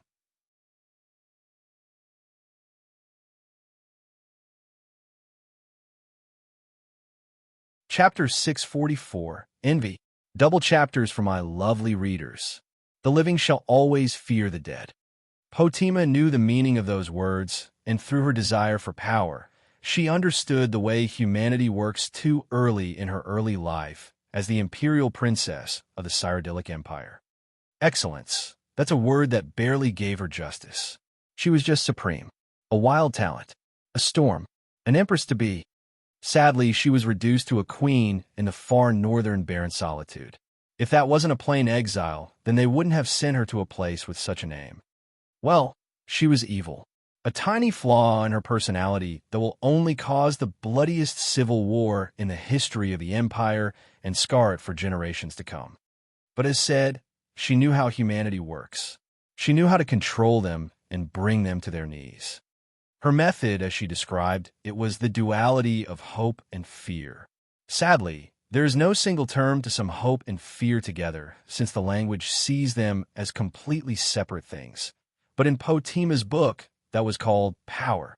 Argue as you may, but hope and fear are two sides of the same coin that is held above all people by those who have power. Argue that hope is good and fear is evil, but then think about this. False hope and rational fear, what are they? Potima had those answers figured out before she reached 10, so it isn't of her concern if others would share opinions with her. By 14, she was already the queen of solitude and wife to the elderly king Mantiarco, who gave the back then kingdom of solitude to her total control. She was already a powerful magic caster which hindered her ability to produce an heir until the age of 30. Her grandfather, Emperor Uriel Septim II, was dead by that time, so she named her son after him and had high ambitions that her offspring would one day sit on the ruby throne. As her father, Pelagius II, was the emperor by then, he faced opposition to his rule and was assassinated by the Elder Council to open the door for Potima's elder brother, Antiochus, to be the emperor. History remembers Antiochus as the most scandalous emperor, and the history books are nearly pornographic in their depictions of life at the imperial court during the years of his reign. Potima, whose passion was for power, not fornication, was beyond rage every time she visited the imperial city. After 13 years, Potima would raise her son Uriel to rise in the stead of his dead father and whispered to his ears her ambitions of the ruby throne. On the other hand, the emperor and the empress were so engrossed in fornication that the only recognized heir to the imperial throne was Princess Kintura, whose lineage was doubted as the child of the empress and the captain of the imperial guards at best, if not the boy who cleans the cistern, according to Potima herself in her iconic speech in front of the Elder Council. She, of course, killed her brother before that speech and systematically assassinated all those who dared to call themselves of his blood. If any, Potima was an extreme fanatic of the purity of the dragon blood, as she tried to prove that hers is the last true dragon blood, which leaves her son as the most suitable heir to the ruby throne. Of course, this wasn't completely true, since she had two younger brothers, Sepphoris and Magnus Septim, who were more suitable than her son Uriel, but had less support overall. Despite her efforts, however, Kintura Septim II was declared empress. It was then when the civil war broke out, the infamous War of the Red Diamond. Potima and her son Uriel lured Empress Kintura II out of Cyrodiil in a high rock as the Empress Breton allies betrayed her and locked her in a castle while her armies were slain east and west.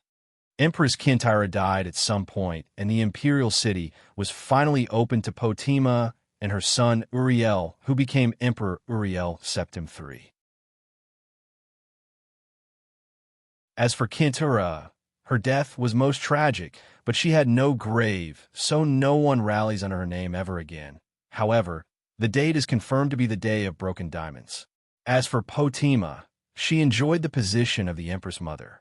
Despite that, the War of the Red Diamond never came to an end, as the most unlikely participants were the ones to persist, Sepphoris and Magnus Septim, who were supporting Empress Kintura II. For years, The War of the Red Diamond kept going until Potima was 61 years of age, but she still led the army of the Empire herself and chased the rebels across Tamriel. At that time, Severus Septim had an army in Hammerfell and Magnus Septim had an army in Skyrim. Potima returned to Skyrim and fought Magnus Septim until she cornered him, but during the battle that her son Emperor Uriel Septim III, who was supposed to be fighting the army of Severus Septim in Hammerfell, was defeated and captured by the enemy. Potima descended into rage and led the final assault against Magnus Septim and defeated him in order to return to Cyrodiil. But what she received was the news that the emperor was killed by the angry citizens of the imperial city as they lit the carriage that transported him ablaze on the way to his trial. It was at this moment when Potima couldn't contain her madness and started employing all the dark arts she knew in order to root out the new Emperor Severus Septim, whose declaration as the emperor enraged Potima to no end. She summoned Daedra to fight for her, had her necromancers resurrect her fallen enemies as undead warriors, and mounted attack after attack on the forces of Emperor Severus I. Her allies began leaving her as her madness grew, and her only companions were the zombies and skeletons she had amassed over the years. The Kingdom of Solitude became a land of death. Stories of the ancient wolf queen being waited on by rotting skeletal chambermaids and holding war plans with vampiric generals terrified her subjects. At the age of 90, Solitude was besieged, and Potima proved impossible to kill since she became something that was no longer a human by that time. To end her, the battle mages of the Empire weakened her enough to be able to put a seal on her body and separate it from her soul before sealing the body under the depth of solitude and the soul in the coldness of the mountains. While she lived, she had been the granddaughter of Emperor Uriel Septim II, daughter of Emperor Pelagius Septim II, and of the Empress Kentora Septim II, mother of Emperor Uriel III, and sister of the Emperor Antiochus and Emperor Severus. After her death, the new emperor was Magnus Septim, and his son became Pelagius the Mad, also an emperor. In other words, every member of her goddamn family has an emperor from her forefathers to her brothers, son, and even her niece, but Potima herself died a provincial queen. How would that make you feel? Potima, screech, sigh. Those undead just don't have any form of pleasantries. You break into their catacombs, and they just come running at you without acting surprised. If I ever walk up from slumber in such a cold day, this energetic, I'd have conquered the world by now. Those septims are just built different, man.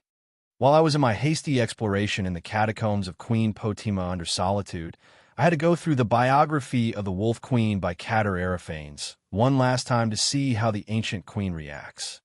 It wasn't a good reaction, I say. To sum it up, the moment I stepped into these catacombs, the ghost of Wolf Queen Potima was already whispering all sorts of nonsense into my ears. Something like, "You've arrived at last. The hero who prevented me from being bound returns to my fold. And I have much to thank you for, little one. When you die, I will raise you, and you can take your place by my side. You'll serve me soon enough. Oh, and not much further. Come, little thing. Serve me in death. Oh, bitch, I'm married. Have some decency." That was my final reaction before taking out the biography book and starting trash-talking Potima with its content. It's safe to say that she didn't appreciate it, especially that last part about everyone in her family being an emperor or an empress of some sort except for her. She's not liking it all, goddamn. Those undead really bite bad. While I can at least see the ghost of the old bitch in the final boss room. You've come far, insolent mortal, but can you stand against my inner counsel? Let's see. Oh, this oval room had a lot of Draugr, the type that makes you feel bad for taking down since they could be considered historical discoveries, but those walking historical discoveries are greatly unappreciated in this world. This legion of undead was probably Potima's council and the necromancers who led her army of Daedra and undead. The ghost of the Wolf Queen herself was floating in the middle of this chamber, gathering power for her resurrection. Still, she offered this power quite generously to the nearest Draugr council member in order to raise them. I appreciate the welcoming. I couldn't help but try my best to sound humble and upright. Kill him. Yet she was this rude. All right, I came here with a proposition, Queen Potima. I said as I bashed the head of that Draugr with the biography book, if you surrender to me, I'll make sure your remains aren't sacrificed to Arche. Yet she raised another Draugr. How rude. I guess the term sour bitch includes crazy she-wolves too. I had to bash the head of the other undead while taking a closer look at the ghost. The ego of Queen Potima was indeed active and displayed a very masterful manipulation of magicka and soul. She was reforming her astral body once again from bone to skin. I remember trying to reform an astral body a few times. The process was maddening. The best I could do was to copy an organ from another organ at that moment when Alina and I healed Joliner's eye. Truly admirable. I really wanted to watch and learn, but pride, keep those sons of bitches from biting me, please. Now to focus on what we have in hand. A dangerous necromancer with a political agenda and a claim to the Ruby Throne trying to resurrect herself, while there are dragons and a dragon cult attacking Solitude up there. All right, modern problems require modern solutions. I cracked my knuckles, my neck, and my back to be ready for this one. I needed power and concentration in order to complete the ritual of resurrecting the Wolf Queen successfully. And here it comes. John floated with his astral self into the influx of energy surrounding the ghost of the Wolf Queen. This battle required all of John's fragments to be on standby. Pride managed to get rid of all undead in the catacombs by blasting through them while flying around before returning to be on standby beside John and channel its energy to the main body. Greed and Nefertiti were already on standby beside the Blue Palace. Greed surrounded Nefertiti and her body as the two of them synced with John and channeled their energy. Wrath was in the middle of a fight in the city, and despite being a big pile of undead bones, it was famously known as the undead familiar used by John Dare, so no one complained about it. Still, the Bone Colossus stopped mid-fight, aimed its blade down, and went on standby as well. Lust was possessing Mirren by that time, and making him look like the Dragonborn. Lust's final form, Venus, separated itself from Mirren, who returned to his usual form while he was riding Zykel. He was being chased in the sky by the angry dragon priest when that happened, and the dragon priest couldn't fathom what was going on. Finally, Gluttony was greatly damaged when it used parts of itself to replace John's damaged organs, and so John put on Slumber since Gluttony is an insurance policy. In the energy influx, Queen Potima felt that her spell was being invaded by a skilled wizard, and no matter who she tried to shake off the control of the other wizard, he was overpowering her with multiple egos at once.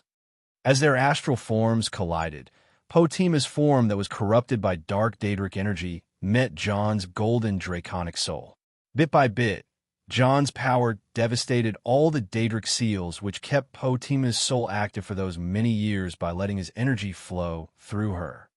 What were you doing? Know your place. I'm not. Yours to control.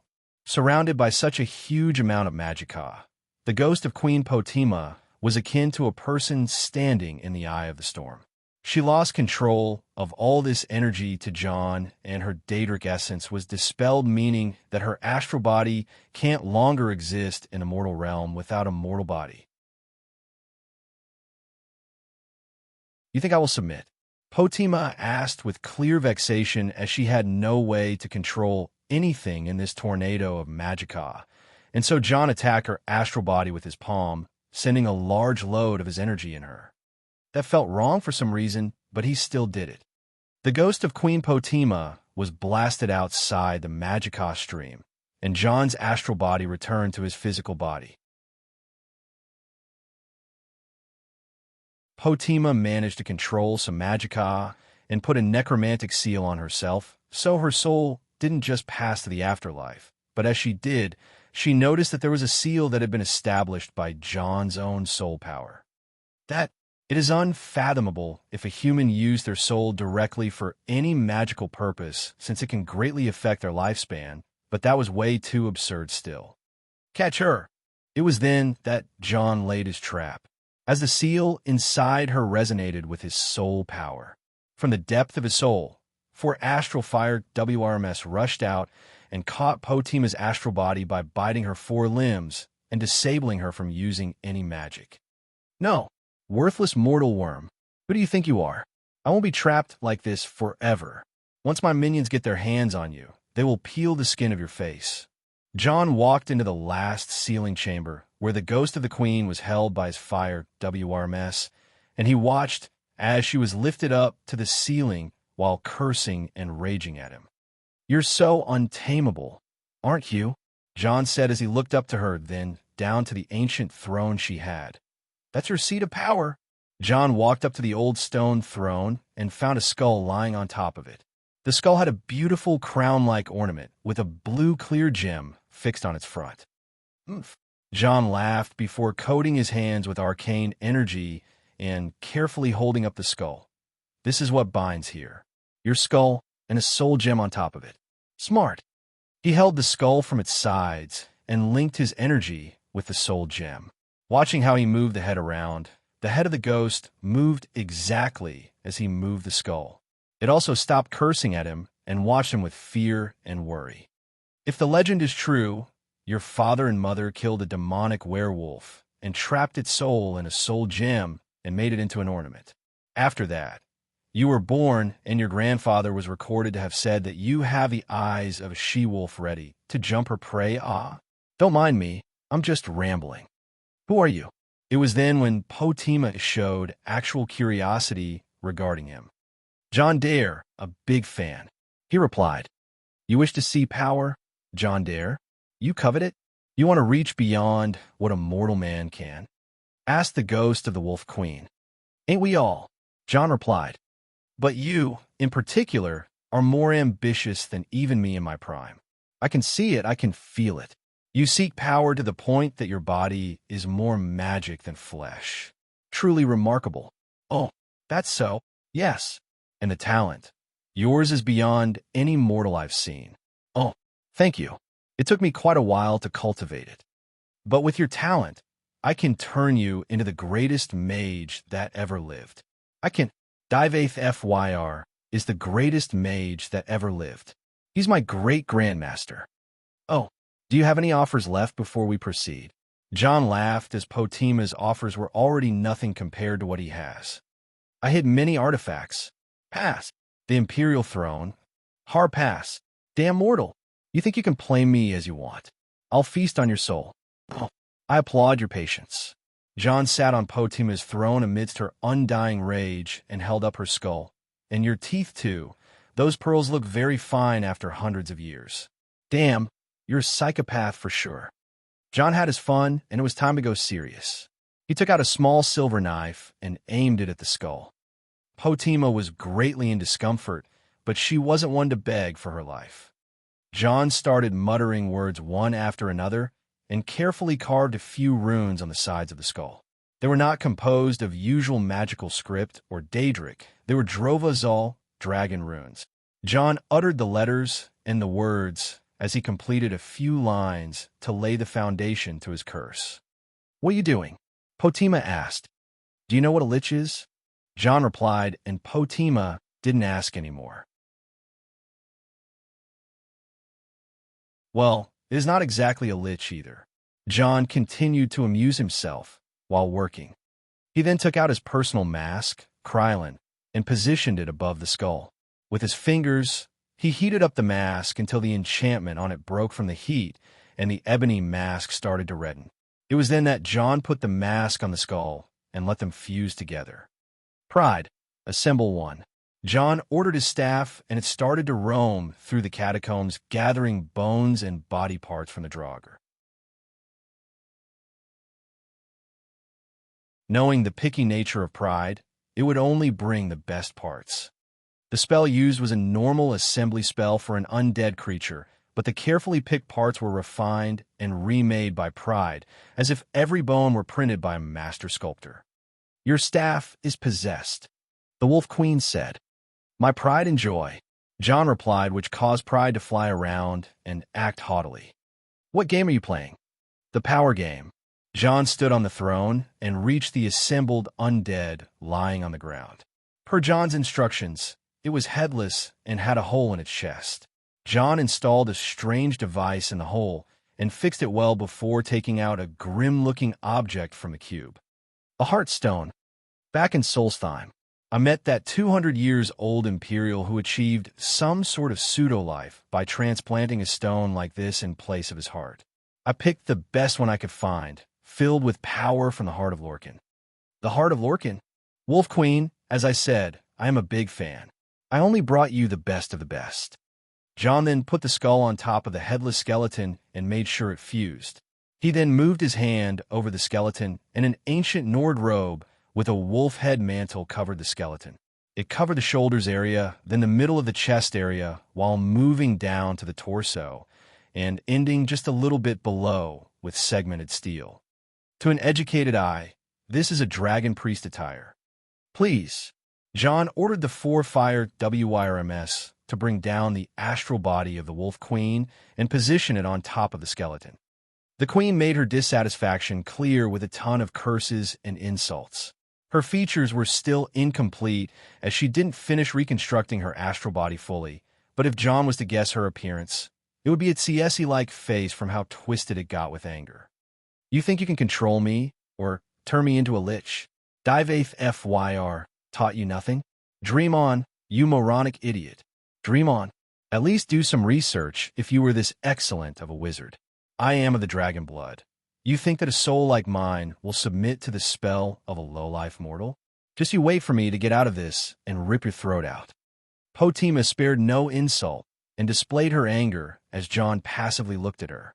He made sure her astral body was right on top of the body he created, and then he went down on one knee and called out 3 items that made Potima go silent in a second. On his hand appeared the gauntlet Wraithguard, on Wraithguard appeared the Hammer Sunder, and on his other hand appeared the Dagger Keening, the 3 legendary tools of Kagranak. Told you best of the best just for you. John smiled and smote down the fire WYRM over the right arm. Life fades with hate. Then the left arm. Gold dims with monopoly. Then the right leg. Joy dies with misery. Then the left leg. Beauty rots with jealousy. When John smote every fire WYRM, which were the product of his soul power as a dragonborn, the fire WRMS fused themselves into the artificial body while maintaining control over the ghost of Queen Potima while shining brightly in a pattern. Each time, the ghost would wither in pain, but Potima was prideful and didn't break even with her 4 astral limbs sealed in the body. John replaced Sunder with Keening, then with the side of its blade. He pushed Potima's ghost down into the body and kept it there. Only her head remained out of the body in a final act of defiance. There is no point resisting. John said, "You will never break the Dragoness."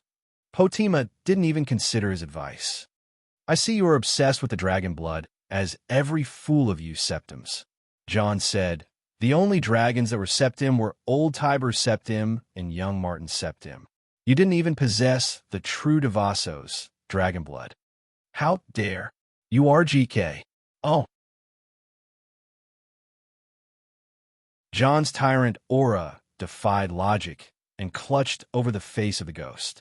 Without even the help of the dagger Keening, John pressed Potima's head into the skull and made a cut on his hand. Slowly, John gathered a bit of blood on his palm, and the blood crystallized with his magic. In a few seconds, the blood turned into a small bead of bright blood and hovered above John's hand as slowly John brought it above the heartstone.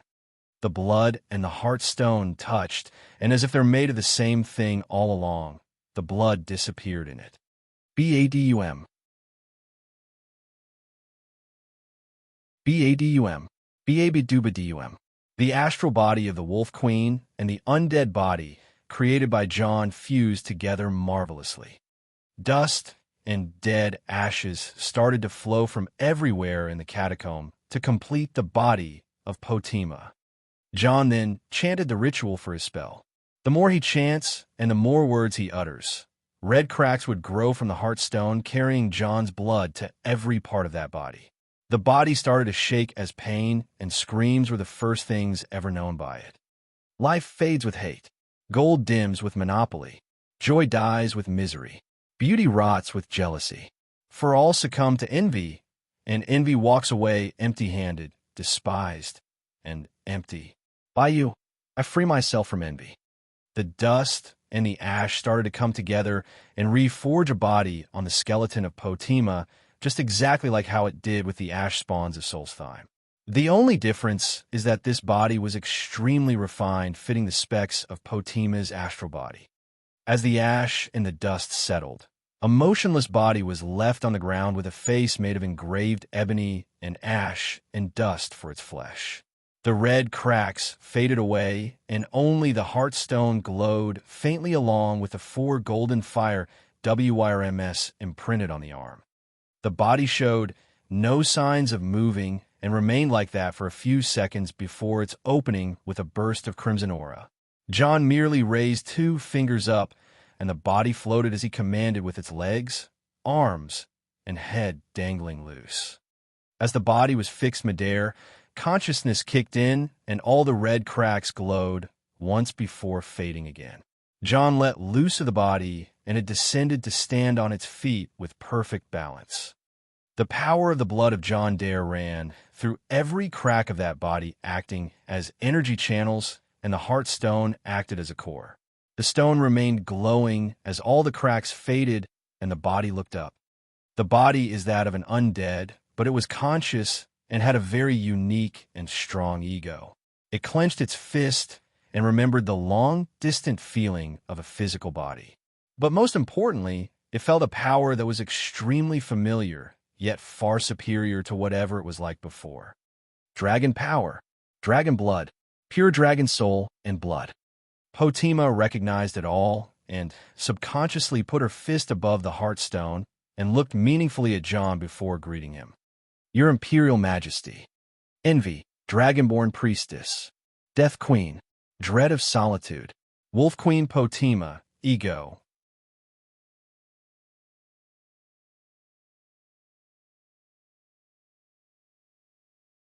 Chapter 645, Turning the Tide.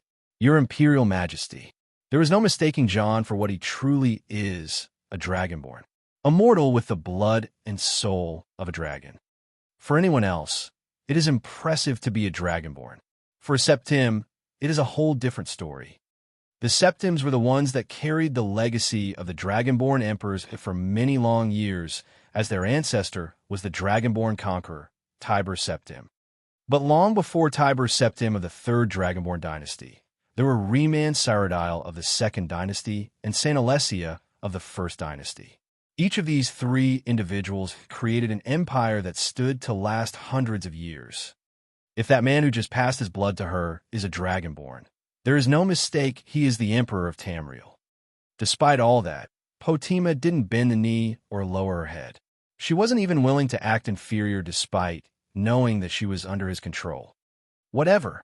John looked at her and snorted before turning away. You chose to bind me for a reason, young Emperor. May I know why?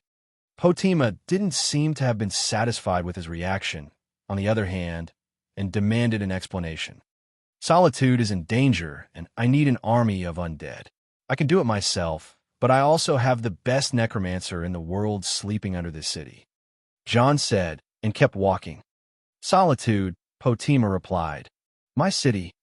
John could feel that Potima was a little bit emotional as she started to follow him step by step. Amazing, John exclaimed. What? Potima replied. Your ego is so clear. I never imagined it would be possible, but of all my sin artifacts, you are the only one that was perfected upon creation. A sin artifact? Is that what I am? Offended? I thought I would become some sort of undying minion or a lich. I feel like a lich and I should feel angry by it, but I don't. Well, you're a part of me now. An extension of my power with the ego of Wolf Queen Potima. That title, that offends me. Oh, excuse my rudeness, your ancient majesty. You're the emperor of this generation. I wouldn't act out of place with you. Well, I ain't no emperor, John said. Really? The first prince, then? Heir to the ruby throne? But you wouldn't awaken the dragon blood within you unless you've lit the dragon fires at the Temple of the One. Potima found it strange. God, you're ancient. John sighed. A lot has changed. The two took the back door from the catacombs to get out, and in 1 minute, John found the door leading out to the mountain behind Solitude. First, there are no dragon blood emperors remaining in this world. John opened the door and let the sunlight brighten the way out. Second, the Septim dynasty has fallen 200 years ago. It was a glorious fall, but a fall nonetheless. John took Potima out to the world, and from where they stood, they could see the entirety of Solitude and the battle taking place. Third, the dragons are back to the world, and it is my duty to prevent Alduin from ending the world as we know it. Kinda lackluster, but I am having fun nonetheless. Any questions? John's introduction to the world for resurrected people from the past is a terrible idea for a book. John himself is the worst tour guide to have, and Potima was lost for words. First order to envy. John cleared. Raise the dead cultists, kill the living ones, cooperate with Solitude's defense, then join me when it is over. Kinda ironic, right? 500 years ago, you were defending this city. 500 years later, you're doing the exact same thing. 500 years. And before I forget, Strunbach QO. Rumble. John shouted the storm call shout in order to ward off the rays of sunlight, and so the undead don't get damaged. Seeing the sky darken and the clouds thicken, Potima recognized the Thursday and felt amazed by its power. The art of the voice was something she is very familiar with and capable of practicing, but the situation was accelerating way too fast for her 500 years dulled senses. Wait, I need to know more. She wanted to say something, but John turned away. Later, he opened his hand, pride appeared, closed his hands, and teleported back to Solitude. Meanwhile, Envy was left on her own, trying to ignite the power inside the new body she was given. With some attempts, she managed to cast a bound sword spell and conjured a Daedric flying creature. Let an ancient evil queen join the defense battle. John didn't see anything wrong with that at all. The sky darkened as lightning started flashing before it randomly picked a cultist every few seconds. The forces of the dragon cult managed to push deep into the city, reaching as far as Castle Dower and dropping many dead on the way. John descended first from the mountain, and the scene caused his face to stiffen. All he wanted was to prevent death and stop the war. He trained so hard for that. He rebuilt Winterhold for that. He trained a private army for that. He dominated the economy for that. He even played dirty and killed innocents for that. Each soul dies and goes to Sovngarde, feeds Alduin, and tonight he is feasting on thousands. Alina, John whispered quietly, "Tell me you're close." "I can see Solitude, love." Alina replied telepathically. "That's the second time in less than 3 days." "How many did you bring?" "All of them." "Fine." "Love, there are ships coming from the sea." "Friendly." "Yes." "Bearing the Imperial colors." "Oh, then we only need to hold on." Rumble. The thunderstorm John brewed filled the sea with mist, and the rain started falling to wash the blood off the old walls. Envy landed behind John and looked around the city where only corpses littered the streets. "It is as if the city just killed each other." Envy stated. "Yes." John replied as he crouched down to close the eyes of a young Imperial soldier who died with a blade in his hand. "I failed to stop the dragons." Envy wasn't feeling sentimental by any means and slowly started to raise the dead dragon cultists per John's orders. Whenever a dozen were raised, she would send them deep into the city to disappear into the heavy mist. The legionaries and the Nords formed a defense line. The cultist berserkers attacked with no fear and traded a kill for a kill in the name of Alduin. The dragons in the sky were circling with the storm and roaring. The first was preoccupied with Mirren and Zykil. The second was pushing against the battle mages, and the third was helping the cult advance. All this, and that was just all too noisy. John had to stop all the sounds of fighting and focus on his own melody in this chaos. "System, put on some music for me. Been a while." Playing AC/DC, Back in Black. You want to massacre, huh? John gathered all his sin artifacts at one place along with Nefertiti and Beth, who teleported on a nearby rooftop. Pride floated as its usual norm. Greed equipped John with the Lord's mail and the helm of the Dragonborn. Lust transformed him to the Dragonborn appearance. Gluttony fused itself with him.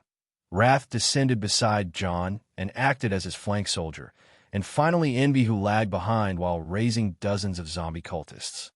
Hiya!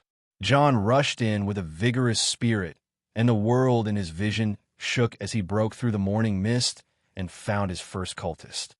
The mammoth anchors were released, and John battered his first victim and a line of victims after him. He breathed in and shouted the elemental fury shout to make his attacks faster. He would hold the head of the cultist and then smash it like an egg before finding another and stepping on him a few times to level him with the ground. A hole was created in the cult's formation, and the momentum of the defenders was restored, but the scenario where the dragons intervene whenever the cultists are pushed back would repeat itself. This time a dragon came down and flew along the main avenue as he avoided the battle mage's magic missiles and then opened its maw to breathe out fire along the main avenue. Dragonborn, save US!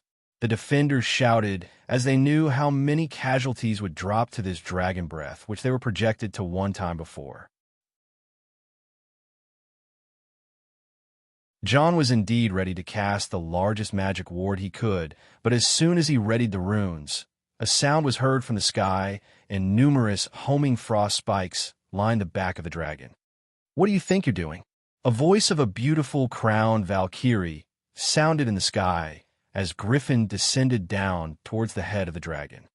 The dragon barely recovered his balance and was about to fly away, but the griffin landed on his head and attacked his eye with its talons. Rower. Alina commanded the griffin to open the wound further to open the way for the next attack. She had a passenger behind her who was more than willing to mess up that sound in ways nobody can imagine. Isha jumped off the griffin back with a frenzied cry and stabbed the dragon's eye socket with the spear of bitter mercy. The griffin disengaged with the dragon, and Alina flew off to attack the cultists on the roofs by freezing them with her magic, jumping down and parkouring through them with her twin blades, getting as many kills as she can, then jumping on her griffin again as it was biting the heads off a few cultists. Those women are nuts. Why is there a dragonborn to begin with? I'll never know. John laughed, and through the mammoth anchors at the dragon, Isha was on to force him to land. John advanced to the dragon and took out the Daedric artifact weapon called the Ebony Blade. But on his way, Dragonborn, a dragon priest appeared. Who are you? John halted his steps and looked at the new foe. You may not know who I am, but your death is...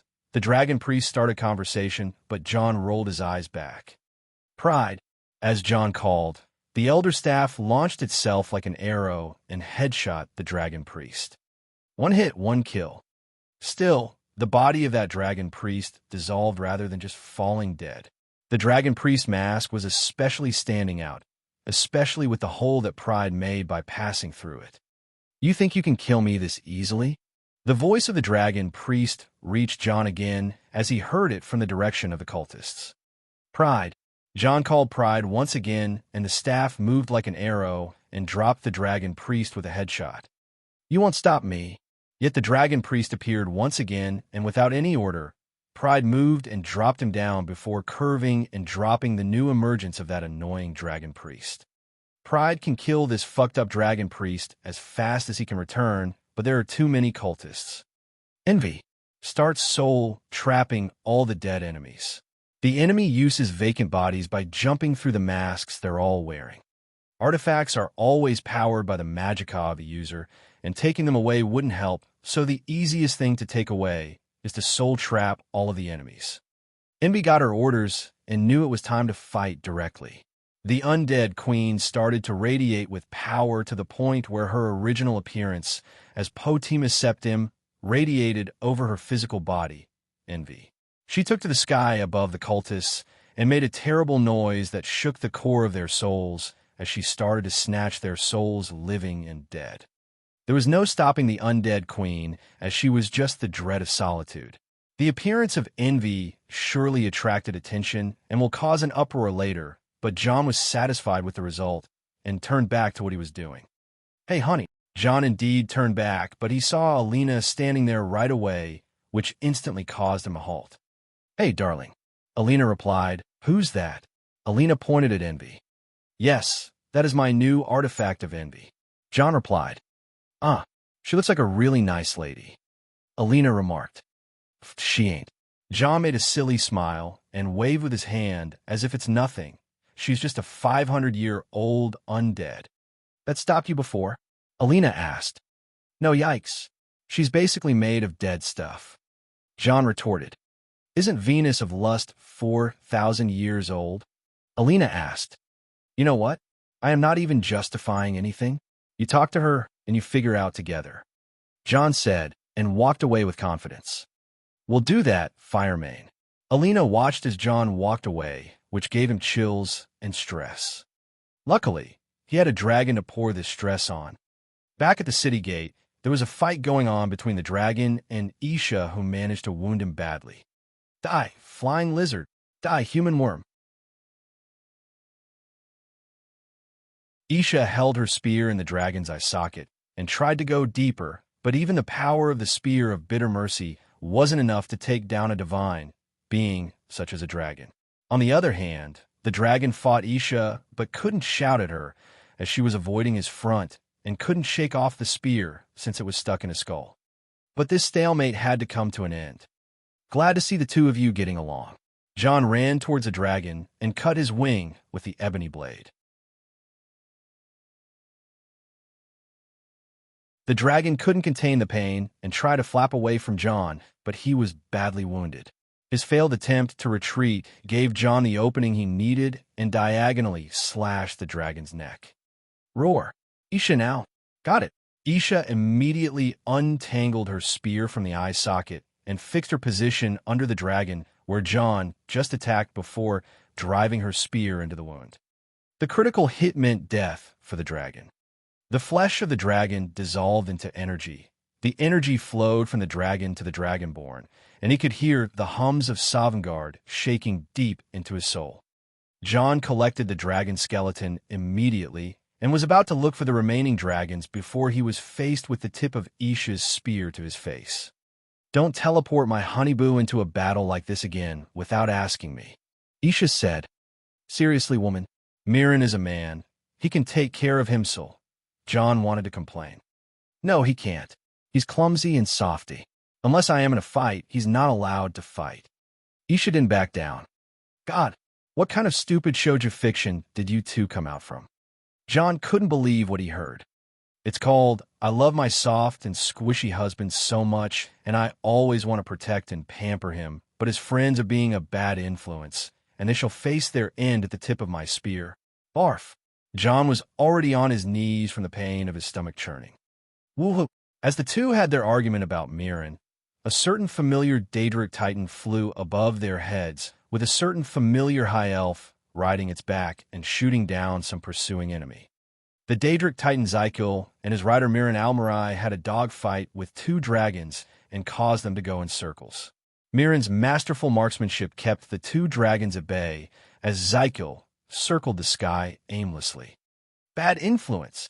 Isha shouted at John and wanted to run and save Mirren, but John stopped her. "Don't worry, it is now over." "What? Look!" John pointed at the sky and the direction where Zykel and Mirren were flying to. The dragons pursued them relentlessly, but as they reached the heavy mist above the sea, Zykel made an aerial maneuver in the open sky and started flying the other way, which disturbed the dragons' flight as they needed to adjust their speed. The reason Zykel could do that was that he has 4 limbs, and so he used them to bounce off something. That thing wasn't detected by the dragons yet, but as soon as they entered the mist, they crashed with their faces into a wall. Hundreds of chained harpoons flew off the mist and penetrated the bodies of the two dragons mercilessly at the sight of all people. The two dragons shouted, and their worshipping cultists screamed with anger, but there was no saving them. A red-haired man appeared in the sky holding a chain and spare harpoon as he slowly advanced midair, but what followed him was an unbelievable sight. An island floating in the sky. Thousands of dare troopers and members of the Firemane clan all stood on the edges of the floating island with chains and harpoons.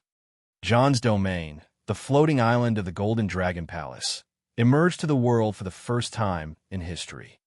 The reinforcements jumped off the island as they climbed down the chains and joined the fight in the city. The cultists stood no chance when their dragon lords were captured and their wills were broken. They started to run and escape immediately. They left everything that would hinder them down and broke loose into running. The city gate was open and the road was clear except that it wasn't. The Imperial Legion was on the gate, and leading them was an elderly man on a white horse. Emperor Titus Mede II.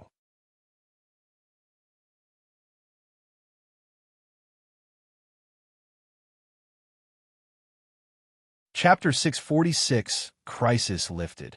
The Imperial Vanguard Cavalry led the charge in the City of Solitude, and the defensive forces chased the retreating cultists. The Firemane clan members and the Dare Mercenary Corps landed from the floating island and assisted the defenders. The battle was over, and the Siege of Solitude concluded in a matter of minutes with this grand finale. The Emperor of Cyrodiil was a brute of a man with a menacing look in his eyes. He was riding a horse and waving a greatsword left and right as if it was nothing. Once the cultists were cornered in the Market of Solitude, he descended off his horse with his royal guards and started chopping off the cultists 3 and 4 at a swing. During the mess, and when nobody was looking, Jon changed his look back to his usual rather than being the Dragonborn, and joined the front-line chopping cultists as well. When all concluded, and when only one struggling cultist was left, the Emperor punched the last cultist, which sent him towards Jon. Jon slashed the cultist's torso, without cutting the man in half, but made him drop to the ground. Jon kicked the cultist back to the Emperor, but held his neck up at his sword's edge. The Emperor approached slowly and looked at Jon with a confident smile, before raising his sword and executing the cultist per Jon's generous offer. The sword fell, and the head was severed from its body in a merciless bloody scene. With that, the defenders cheered for the hard-earned victory and for the glory of the Empire. The Emperor looked around and felt proud as he dragged his greatsword up again before resting it straight on the ground. For that, all the cheers stopped, and in a single unison, everyone knelt to the Emperor. Not everyone, as when Jon was about to bend the knee, the Emperor reached for his shoulder. The old Emperor was a man whose hair has mostly receded back and started balding with age, but he still kept a large goatee beard of mostly white hair. His eyes were that of a warlord, but despite his ferocious looking, he had a deep wisdom in his eyes, which Jon couldn't measure. "Old friend, Jonrad," the Emperor called. Jon looked back half surprised and half disgusted, making his expression strange. "I am." Jon wanted to say something, but the Emperor interrupted. "Not Jonrad." The Emperor realized Jonhild Jonradson. The Emperor looked around and noticed many tall redheads in the crowd, but Jonrad was not present. Actually, he spotted who could be Jonrad, but that man hid away in an alley, which made the Emperor put on a sorrowful face. He then turned to Jon and signaled for the crowd to rise. "I see you are twice the good man I heard of." The Emperor spoke to Jon with a smile. "This fills me with pride, Your Majesty." Jon said, "Let us have a proper talk later then. The city needs to function, and my presence shall hinder everything. Be well, Jon Dare." The Emperor said and walked off with his guards that kept staring at Jon. "Thank you, Your Majesty." Jon nodded and backed away respectfully. He had to show proper respect for the man that kept this crumbling empire together for many years and won the Great War. False Emperor. False Immortal. He is no emperor. He is not of the dragon blood. Oh! Jon heard the whispers of envy and looked up to see that Envy was on top of Castle Dower, eyeing down the Emperor, who was being escorted in. Jon sighed in his heart and raised his right hand towards Envy. Immediately, Envy was moved off her place, as if pulled by Jon towards him. The moment she reached him, she was only an ornate skull covered with ebony metal and resting on his hands. Envy has two forms, the Dragonborn priestess form and the skull form that was initially Potima's skull. In both forms, Envy is immensely powerful, but now she's not on autopilot. Your Majesty, how is this mortal an emperor? He can't be an emperor without the dragon blood. He can't be an emperor without the amulet of kings. Envy spoke to John, but no one heard it since it was telepathic. As I said for the 100th time, I am no emperor. There's no dragon blood emperors anymore, and the bloody amulet of kings was shattered by the last remaining septim. John replied with his mind as well. The amulet shattered. Envy became shaken, as this was almost impossible in her mind. Yes, a Daedric invasion happened. The last septim heroically sacrificed his ass to summon Akatosh and beat down Maroon's Dagon. All things considered, the septims died out, and there is no concept of dragon blood emperors anymore. Akatosh sealed the rift between Mundus and Oblivion, and we all live happily in the Fourth Era. Oh, Fourth Era, Year 202. John took on Potima with no mercy, which caused the ancient lich to remain silent for the time being. He was about to start dealing with the aftermath of the situation from his side, but he was immediately stopped by General Tullius and a score of Legion soldiers. Thane John, General, we thank you greatly for this assistance with defending Solitude. The general paid John his due respect. That was my duty. However, the general cleared his voice as he watched John's expressions carefully. You have entered Solitude with a score of your men who fight under your banner. This is serious aggression towards Solitude. We're pulling out, General Tullius. John replied, slowly. Pulling out too fast is bad and painful. We just need to take our breath and pull out. John had to make it awkward, and so the general felt beyond annoyed. Thank you again. The general spoke. Then about that floating island in the sky. What island? John asked. Over there. The general pointed towards the location of the floating island outside the city. There's no island in the sky, General. Islands fly nowadays? John asked. The general had the urge to shout at John, but after the way he was treated by the emperor, the general had to pile it on with the rest of his stressful burdens. Over there, behind the sea mist. The general pointed. Oh, that, it is no floating island, General. John shamelessly denied. It is not. The general tilted his head slightly. Nope. That, sir, is a big-ass portal. What you're seeing is Winterhold, but the portal is big and in the sky, so it looks like a land that is in the sky, except that it is not a land in the sky.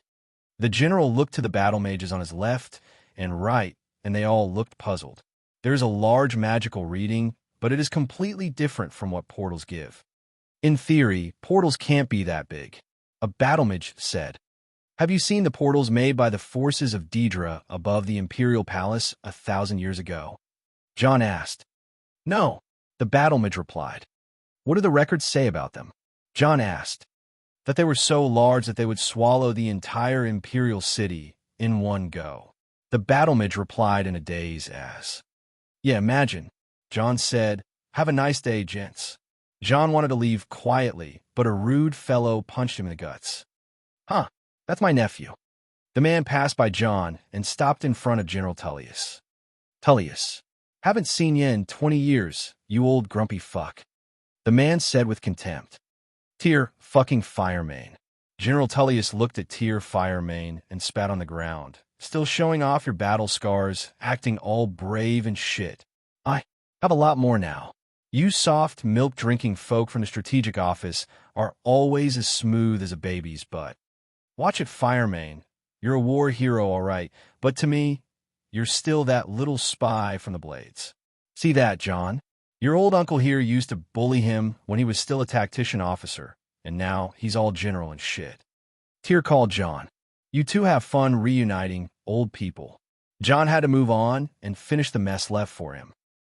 John returned to the Golden Dragon Isle and absorbed the remaining 2 dragons that were lying dead in chains. If a dragon was killed before the Dragonborn gets to him, that dragons would remain until either another dragon absorbs or revives him. These dragons were the last of the secret dragon horde. Unless Alduin revives more dragons. The only dragon left in that division is the one called Lotso-Vengean, the leader of the Horde. Sadly, Lotso-Vengean is not the kind of dragon that plays a fair game. He was the one Jon found in the sky before the day of the battle, and the dragon didn't even try to fight Jon head-on.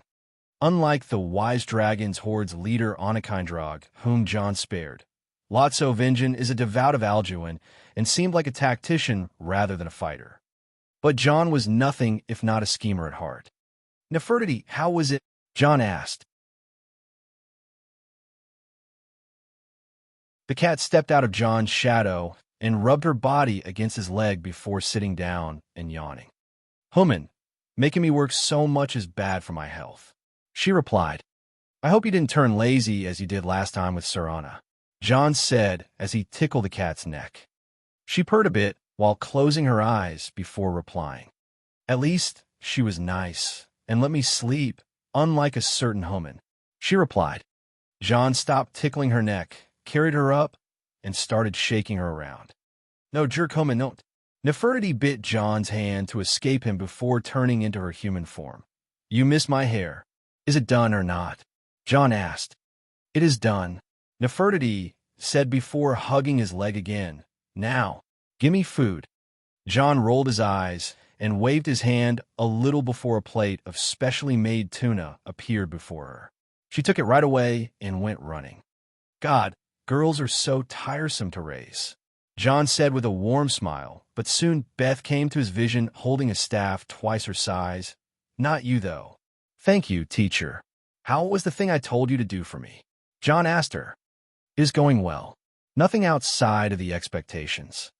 She replied as she showed him a magic crystal from her pocket. In the reflection of the crystal, Jon could see various parts of the Dark Brotherhood sanctuary. Keep watching the situation and report to me again tonight. Jon patted her head and let her join Nefertiti to play. Jon was currently looking down Solitude from his floating island, which was enshrouded within an artificial mist. I don't understand. It was then when a skull spoke to him. Jon took out the skull and reshaped it to take the humanoid form of Envy. It was strangely resembling an elderly woman with sharp features, but rather than an evil face, she seemed dejected. I have time on my hands, so ask away, Queen Potima, Jon said. You possess power, an army, most likely a kingdom of your own. She said, I'm not a king. I'm a businessman. I am also not a jarl or a prince. I am just a thane in Winterhold. A thane? Winterhold? The barren wizard land? Potima asked. The northern paradise. Jon retorted. Your ambition is too small for one with the dragon blood, for a true dragonborn. Potima said. Ah, here we go again. Jon smiled. Don't worry about my ambition. I just see things from a different perspective. What is a greater perspective than lording over the entire Tamriel? She asked. You see that city down there? Jon said and pointed Solitude. Everyone and their mothers in that city owes me money. Jon then walked a little bit to the east and pointed. Mordhal owes me money. Then he pointed south. Whiterun owes me money. Then east, Windhelm owes me money. Falkreath owes me money. Dawnstar owes me money. Even Markarth can't stand on its own with its silver mines and owes me money. Only Riften has been resisting so far, and they're economically in a shitty situation, and once Maven is dealt with, they will owe me a shit ton of money. The sun reached the apex in the sky, and the entire Skyrim was revealed behind Jon. I own this place, all right, Jon said. See that emperor down there? He's having it rough. You had it rough too, with a treacherous palace and scheming councilmen on every corner. Jon added, so your power comes from money? The imperial family has endless coffers. Potima said, not money, success. You see, an empire is on the top of the food chain where there is no imagination left. No more going up, no more evolving. If you come to the top, one day you have to get down because life is not a mountain to climb, it is a road to walk. If you get to the highest point you can see, you will have to get down at some point. Jon smiled and aimed his sword forward. But if you don't look for the highest point, but rather keep taking the road ahead, and keeping this trail of success going, you won't reach an end. You'll just meet new challenges and either conquer them or learn from them. I walked that road to the end of me. John had a conviction that no power is eternal and no road leads to the top, since the top is nothing but an illusion. It is the journey that is the prize, not the destination. Potima looked at John and remained silent before saying, "Then for you, I live a life that is nothing but a waste of air," she said, sadly. John agreed, "But you're one of the 3 women I find most fascinating in this world, after my wife, of course, and my mother's." Oomph. Never thought I would witness that day of being a historical figure. Potima mocked. Who are the other 2 women? Aside from the legendary Wolf Queen of Solitude, I think the Lady of Mercy Almalexia and the Mother Queen of Mournhole Berenzia to be the most fascinating 3. The living goddess and the old hag. More like the dead goddess and the most awesome grandma in the freaking world. Almalexia is dead 200 years ago, along with the rest of the tribunal. I'll recommend a few books," John said nonchalantly, but as he finished his words, a tick was heard around him. Now to round 2. John became excited. "What's that?" Potima asked. "I asked my kitty cat to put a tracking shadow on that annoying dragon priest you were fighting. We have found the hideout of the final dragon." That you're tuning in to the Warrior Lore YouTube channel. Don't forget to subscribe and join us on this journey to catch the most captivating stories.